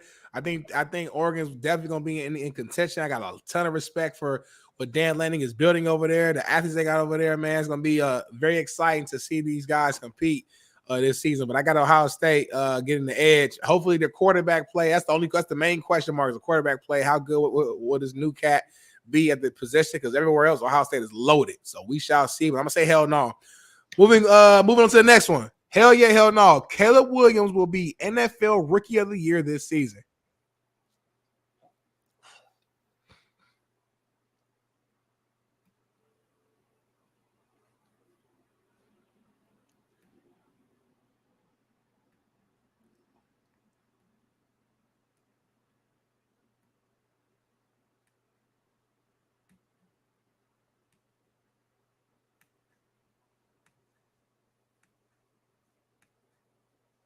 Where we at in the show? What else? What's next?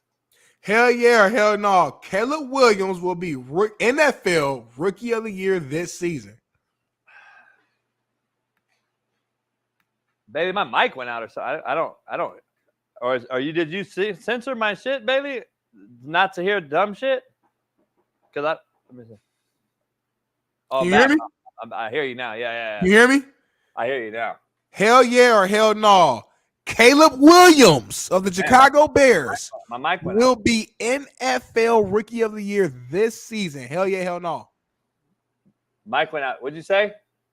Caleb Williams from USC, transfer from Oklahoma, who's with the Chicago Bears. Caleb Williams will be NFL Rookie of the Year this season.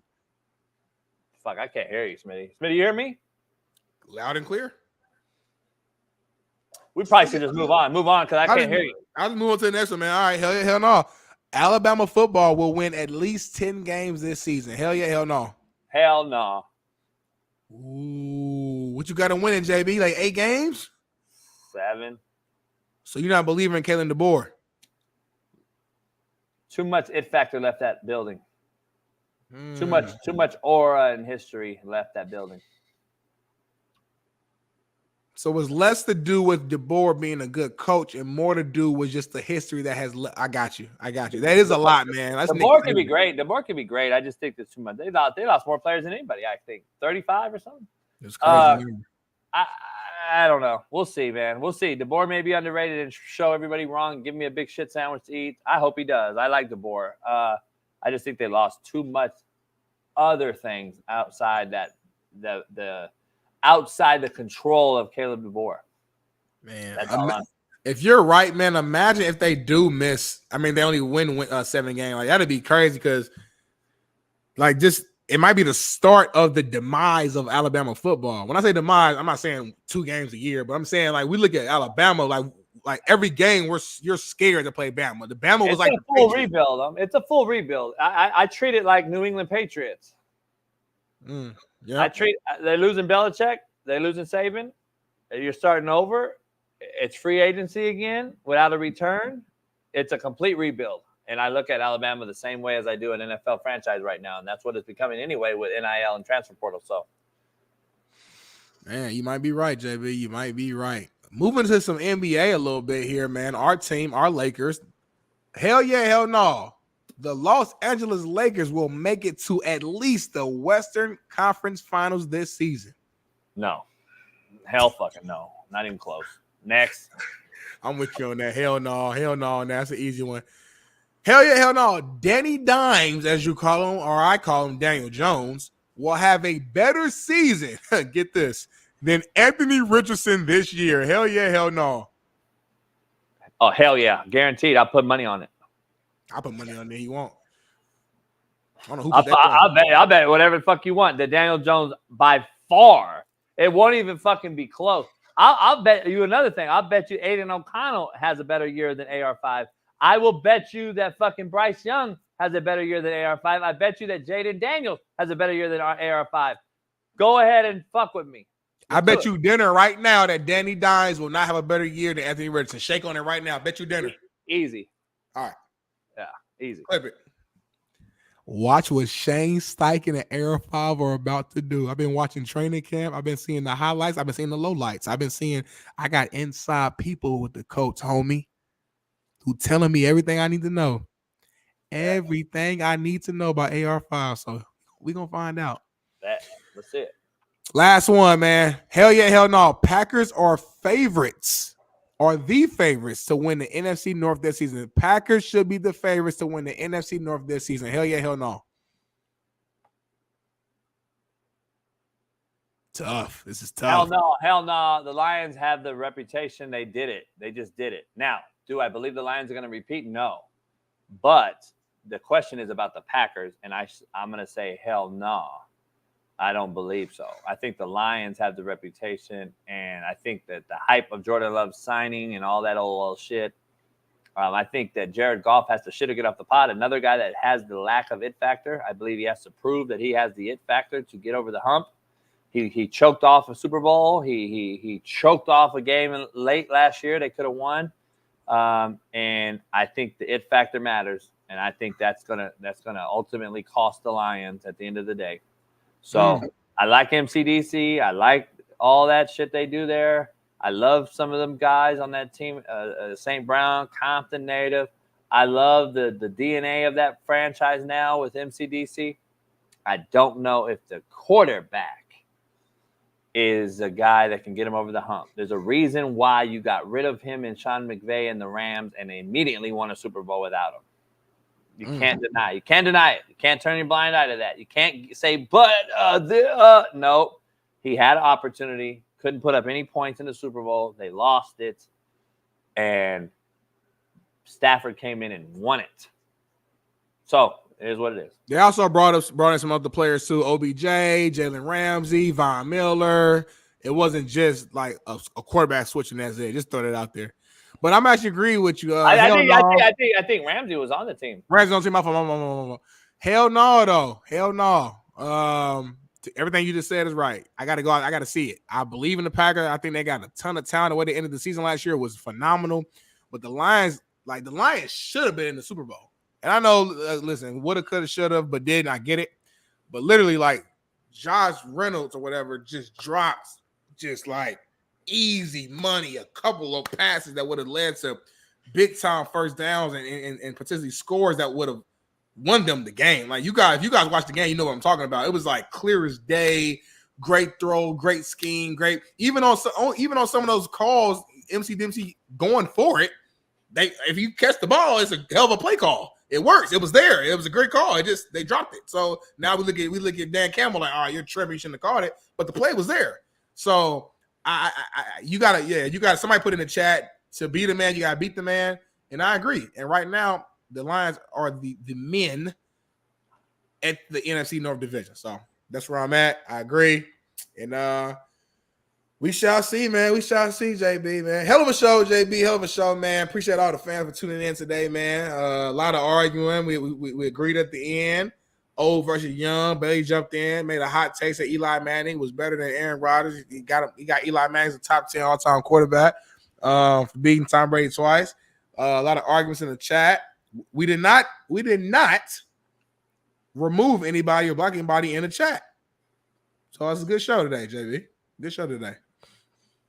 Yeah, it was. I don't like your energy. Like your energy gotta be better to end the show. You can't end the show off on a low. So we either gonna move to 2 hours, like I told you, or we gonna end this third hour off with the same energy we started the show off with. Yeah, I'm not tired. Ain't about being tired. It's more so like you're just like mentally over it. Like you just been here for 3 hours. You kind of just like over it now. But you can't end the show off on a low like that. Give the fans a reason to want to come back tomorrow. I'm not. It's easy. It's not. I'm ready to do a whole another couple hours. I can't tell. Your energy sucks right now. To be honest. Nah, I'm just doing some things. Your energy's horrible right now. I'm just fucking with you, really, though. But yeah, it doesn't matter. I don't care what you or anyone else thinks. I know your energy's trash right now. I know my worth. You can't tell me my what's that movie? Don't tell me what the fuck's that word did he? You can't tell me what my. Oh, I know my truths. Put that whole thing up right there. Hey, y'all, man, become a member, man. Hey, maybe remember, subscribe on Winnable.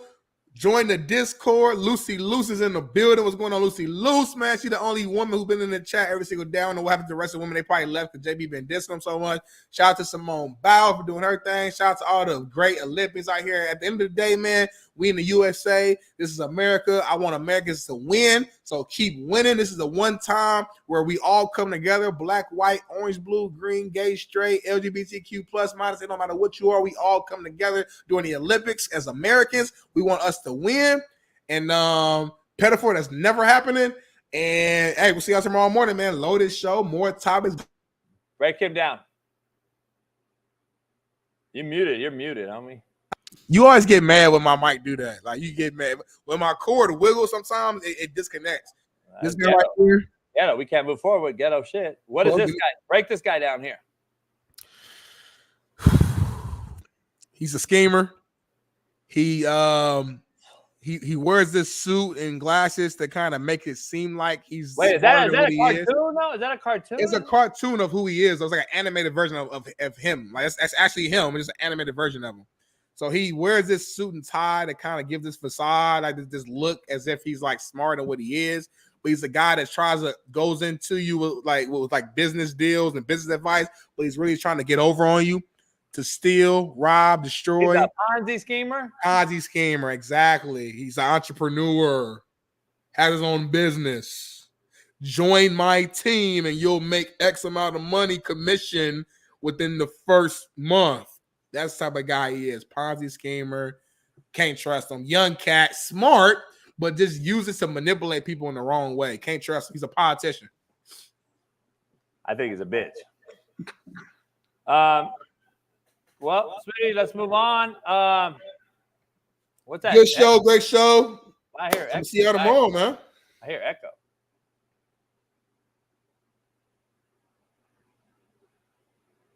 It's your end.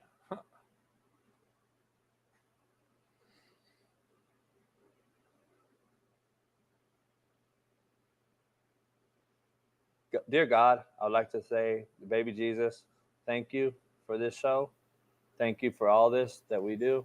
Allow us to be here every day. Allow for Lucy and all the females in the show. And dear baby Jesus, please allow Big Jesus to help all the people in Venezuela.